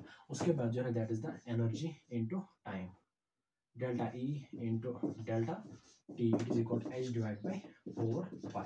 These are the 3 different equations। आपसे पूछा जाएगा कि कौन सी इक्वेशन जो है इनमें से रिप्रेजेंट करती है हेजनबर्ग्स अनसर्टेनिटी प्रिंसिपल, कौन सी इक्वेशन। तो आपने जो है ना चारों इक्वेशंस को आपने याद रखना होगा। ठीक है, this was about the equation. उसके बाद जो है ना आपको न्यूमेरिकल वहाँ पूछा जाएगा। न्यूमेरिकल जो है ना आपको हमेशा कोई वैल्यू जो है ना कोई भी क्वांटिटी कैलकुलेट करनी होगी। कभी जो है ना आपको जो है ना position uncertainty in the position calculate करनी होगी, कभी अनसर्टेनिटी इन द वेलोसिटी, कभी अनसर्टेनिटी इन द मोमेंटम। बस इन 3 चीज़ों के अलावा आपने कुछ वहाँ पे कैलकुलेट नहीं करना होता है। ठीक है, तो वहाँ से डायरेक्टली वैल्यू दिया जाएगा, आपने जो है वैल्यूज़ को पुट करना है। और हमेशा जो है ना इन मोस्ट ऑफ द केसेस वहाँ पे जो है ना आपको इलेक्ट्रॉन दिया जाता है। ठीक है, और हमेशा ख्याल रखेंगे मास को आप किलोग्राम्स में लेंगे। लेकिन इस पे जो है ना एक पैटर्न ऑफ क्वेश्चन आपसे पूछा जाएगा, दैट इज दिस। जब भी आप देखोगे ना क्वेश्चन में क्वेश्चन दिया गया है, देखो एक होते हैं डायरेक्टली वैल्यूज वहां से दिए गए हैं और उनको पुट करना, लेकिन एक क्वेश्चन एक पैटर्न न्यूमेरिकल जो है pattern two that is numerical. एक न्यूमेरिकल जो है ना उसमें क्या दिया जाता है, उसमें जो है उसमें हमें डायरेक्टली जो है डेल्टा वी यानी वेलोसिटी डेल्टा वी जो है इसको हमको डायरेक्टली नहीं दिया जाता है, directly is not given. Directly जो है ना हमें डायरेक्ट डेल्टा वी नहीं दिया जाता है, बल्कि वहां पे जो है ना आपको वेलोसिटी दी जाएगी, वेलोसिटी की वैल्यू मान लीजिए वेलोसिटी जो है इट इज आपको वेलोसिटी दी गई है वहां से। और साथ ही क्वेश्चन में पूछा जा रहा है कि uncertainty in the velocity is uncertainty यानी अनसर्टेनिटी इन द वेलोसिटी, आपको वेलोसिटी दी गई है उसका मैग्नीट्यूड अनसर्टेनिटी। और आपसे क्या पूछा जाए मतलब वहां से दिया जाएगा and uncertainty in the velocity is v is suppose 1% जो है that is the uncertainty in the velocity. तो हमेशा जो है ना डेल्टा v आपने जो है ना आपने किसके बराबर लेना होता है, that is the delta v यानी अनसर्टेनिटी इन वेलोसिटी यानी change in velocity. Delta v जो है ना वहाँ पे हमेशा आपने लेना होगा। v जो है ना देखो वहां से v की वैल्यू डायरेक्टली दी जाएगी, आपने उसी v को पुट नहीं करना है उस इक्वेशन में, बल्कि आपने डेल्टा v को देखना है। डेल्टा v जो है ना that is always equal to 1% of your v। ठीक है, 1% ऑफ वी, या इन जनरल में आपको लिखो, मान लीजिए आपको वहां से जो है ना, आपसे मान लीजिए uncertainty the velocity is x%, it's x%, और ये भी पूछा जाएगा velocity is accurate up to, velocity is accurate up to, आपसे वहां से पूछा जाएगा, सपोज आपको क्या पूछा जाएगा, moving with velocity suppose v meter per second accurate up to x%, तो एक तो होती है uncertainty the velocity v x%, और वेलोसिटी v जो है ना, v is accurate up to accurate up to x%, मैंने जनरल में लिया x%, x कुछ भी हो सकता है, और अनसर्टेनिटी द वेलोसिटी मान लीजिए, अनसर्टेनिटी द वेलोसिटी मान लीजिए that is suppose x%, uncertainty the velocity that's x%, मतलब v is the x%, uncertainty the velocity v that's x%, तो डेल्टा v जो है ना वो हमेशा क्या होगा, that will be the x% of v, यानी given percentage of the given velocity, जो वहां से वेलोसिटी की वैल्यू दी जाएगी उसकी परसेंट आपने लेनी होगी, that will be the value of delta v। तो इन जनरल आपने याद रखना है, डेल्टा v जो है जब परसेंटेज दी जाएगी, डेल्टा v जो है that is the x% of v, यानी वेलोसिटी जो है वहां से वैल्यू दी जाएगी, ठीक है। This was about this numerical. और एक न्यूमेरिकल में आपके साथ यहाँ पे शेयर करूंगा, इसको आप नोट कीजिएगा जल्दी। If uncertainty in position and momentum are equal, then uncertainty in velocity is, question क्या कह रहा है कि uncertainty in the momentum and position are equal, इसको जल्दी नोट कीजिएगा जल्दी। यहाँ पे ज्यादा कोई मतलब कोई डिफिकल्ट चीज नहीं थी, ठीक है, बस आपने याद रखना जब परसेंटेज दी जाएगी तो आपने क्या लेना है, percent of given value of velocity, percentage of given value of velocity, that will be the value of delta v। अच्छा, क्वेश्चन पूछ रहा है कि uncertainty in the position and momentum, यानी delta p is equal to delta x, uncertainty in the momentum equals uncertainty in the position, you are supposed to calculate then uncertainty in the velocity is, आपने जो है delta v को calculate करना होगा, delta v uncertainty in the velocity, तो आपने जो है ना इक्वेशन को याद रखना, that is this equation, that is delta x into delta p equals, जब आप न्यूमेरिकल्स को कैलकुलेट आप हमेशा लेंगे इट इक्वल्स h by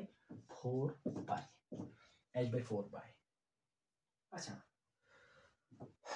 हमने क्या निकालनी है, वेलोसिटी, तो हमने जो है ना इन दोनों क्वांटिटीज में जो है ना डेल्टा p को लेना होगा, क्योंकि डेल्टा p जो होता है ना it is equal to m delta v, तो डेल्टा v, लेकिन यहाँ पे जो है पहले जो है ना डेल्टा x को हम रिप्लेस करेंगे बाय डेल्टा v, क्योंकि हमसे वही से पूछा जा रहा है कि uncertain the momentum is equal to uncertain in the position, यानी delta p equals delta x, तो डेल्टा x के बदले जो हम डेल्टा p लिख सकते हैं, सो डेल्टा p, जब डेल्टा p को यहाँ पे आप सब्स्टिट्यूट करोगे, delta p into delta p will be delta p square, ठीक है, delta p square it equals h divide by 4 into pi.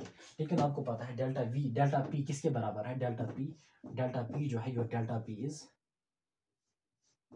p equals m delta v, तो यहाँ पे आप लिख सकते हो it is m delta v your whole square equals h divide by 4 pi. उसके बाद आपने जो है डेल्टा v को कैलकुलेट करना होगा, मैं यहाँ पे लिख रहा हूँ डेल्टा v। अच्छा, it is the case of multiplication, तो स्क्वायर जो है ना दोनों को आएगा separately, m square and delta v and delta v square, so it's m square into delta v square it is equal to h divide by 4 pi. m square को मैं नीचे ले जाऊंगा, डेल्टा कैलकुलेशन पार्ट है, आसानी के साथ खुद भी कर सकते हो, delta v square equals h divide by 4 pi into m लेकिन m square, delta v square को वहां ले जाओ, वहां पे रूट आ जाएगा square root, so delta v equals, अगर आप यहाँ पे देखोगे 4 जो है ना 4 का स्क्वायर क्या आएगा 2 स्क्वायर, और स्क्वायर रूट जो है ना स्क्वायर रूट एंड स्क्वायर इसका कैंसिल हो जाएगा, तो m और जो है ना m बाहर आएगा और 4 के बदले 2 बाहर आएगा, so it will be like this under root of h by pi, it will be your 2 into m, या 1 divided by 2m, 1 divided by 2m into h by 1 divided by 2m into h divided by pi, क्योंकि 2 जो है ना 2 2 are 4, it will B ये वहां वापस आ जाएगा m square वहां पे वापस आ जाएगा, ठीक है। So this was about the Heisenberg's uncertainty principle. कोई और जो है ना न्यूमेरिकल इस पे जो है ना नहीं बन जाएगी, लेकिन असल में जो है ना यहाँ पे आपने यहाँ पे भी आपने ख्याल रखना है यूनिट्स का, ठीक है। मतलब डेल्टा पी यानी मोमेंटम की यूनिट, ठीक है, ऐसा यूनिट, डेल्टा एक्स इसकी पोजीशन की यूनिट, वेलोसिटी की यूनिट, ठीक है, यूनिट्स का ख्याल रखना है। देन आफ्टर दैट आप न्यूमेरिकल्स को आसानी के साथ सॉल्व कर सकते हो। Now coming to the photo electric effect, इसको जल्दी नोट कीजिएगा। ओके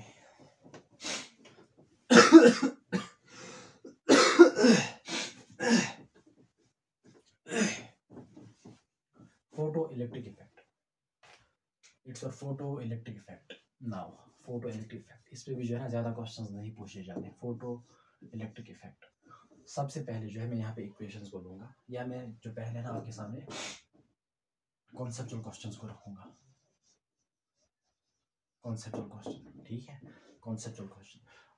पहला क्वेश्चन जो है that is the rate of photo electric emission, जो हमने जो है ना डिस्कस किया था फोटो इलेक्ट्रिक इफेक्ट में, rate of photo electric emission.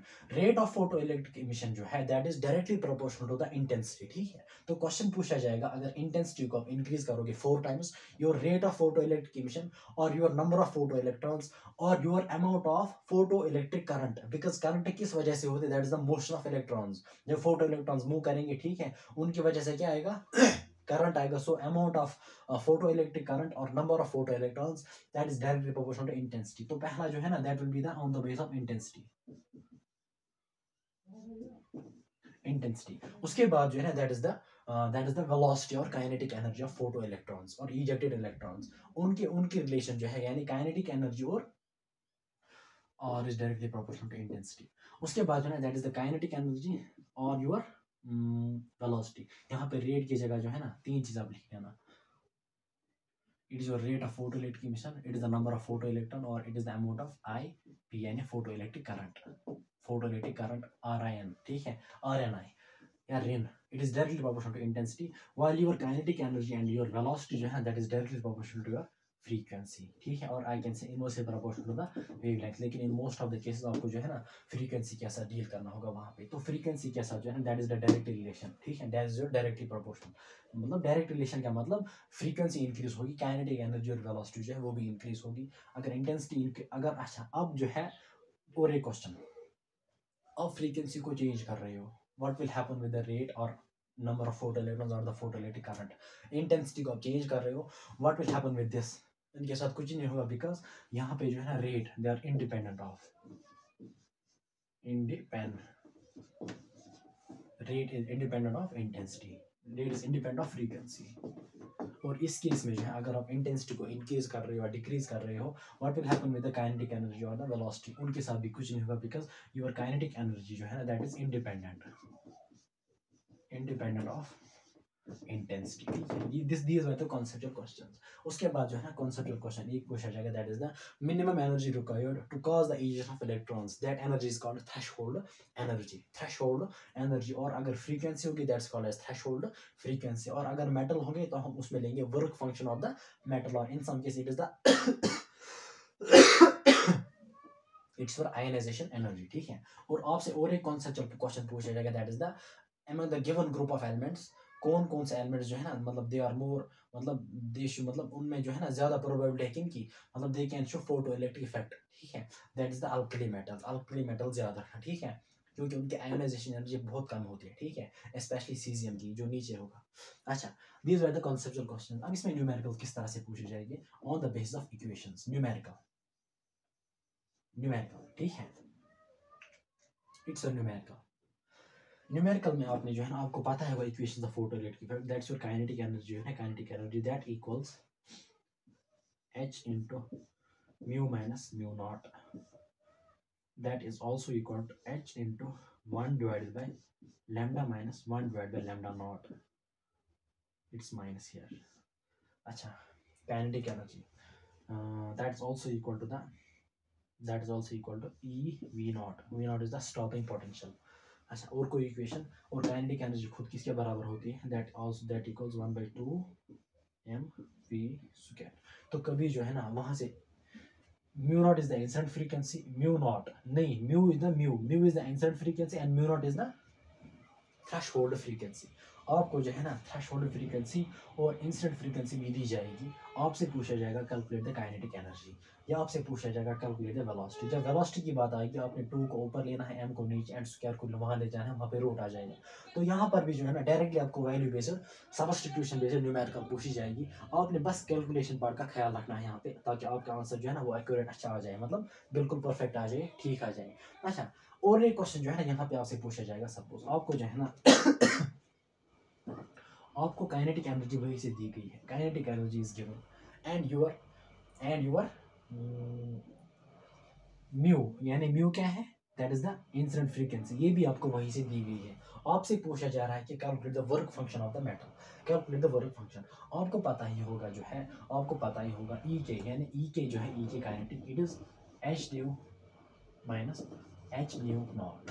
H nu not जो है ना, इसको हम बहुत सारी चीज़ें जो है ना कह सकते हैं, मतलब यहाँ पे जो है ना थ्रेशोल्ड एनर्जी, अगर म्यू नॉट होगा तो थ्रेशोल्ड फ्रीक्वेंसी, लेकिन एच न्यू नॉट जो है, एच न्यू नॉट के बदले जो है हम ये भी लिख सकते हैं H C by lambda naught, और हम इसकी जगह जो है ना फाई भी लिख सकते हैं। Phi represents the work function of the metal, phi represents the work function of the metal. तो यहाँ पे जो है असल में this represent the work function, ठीक है, जब मेटल्स होंगे।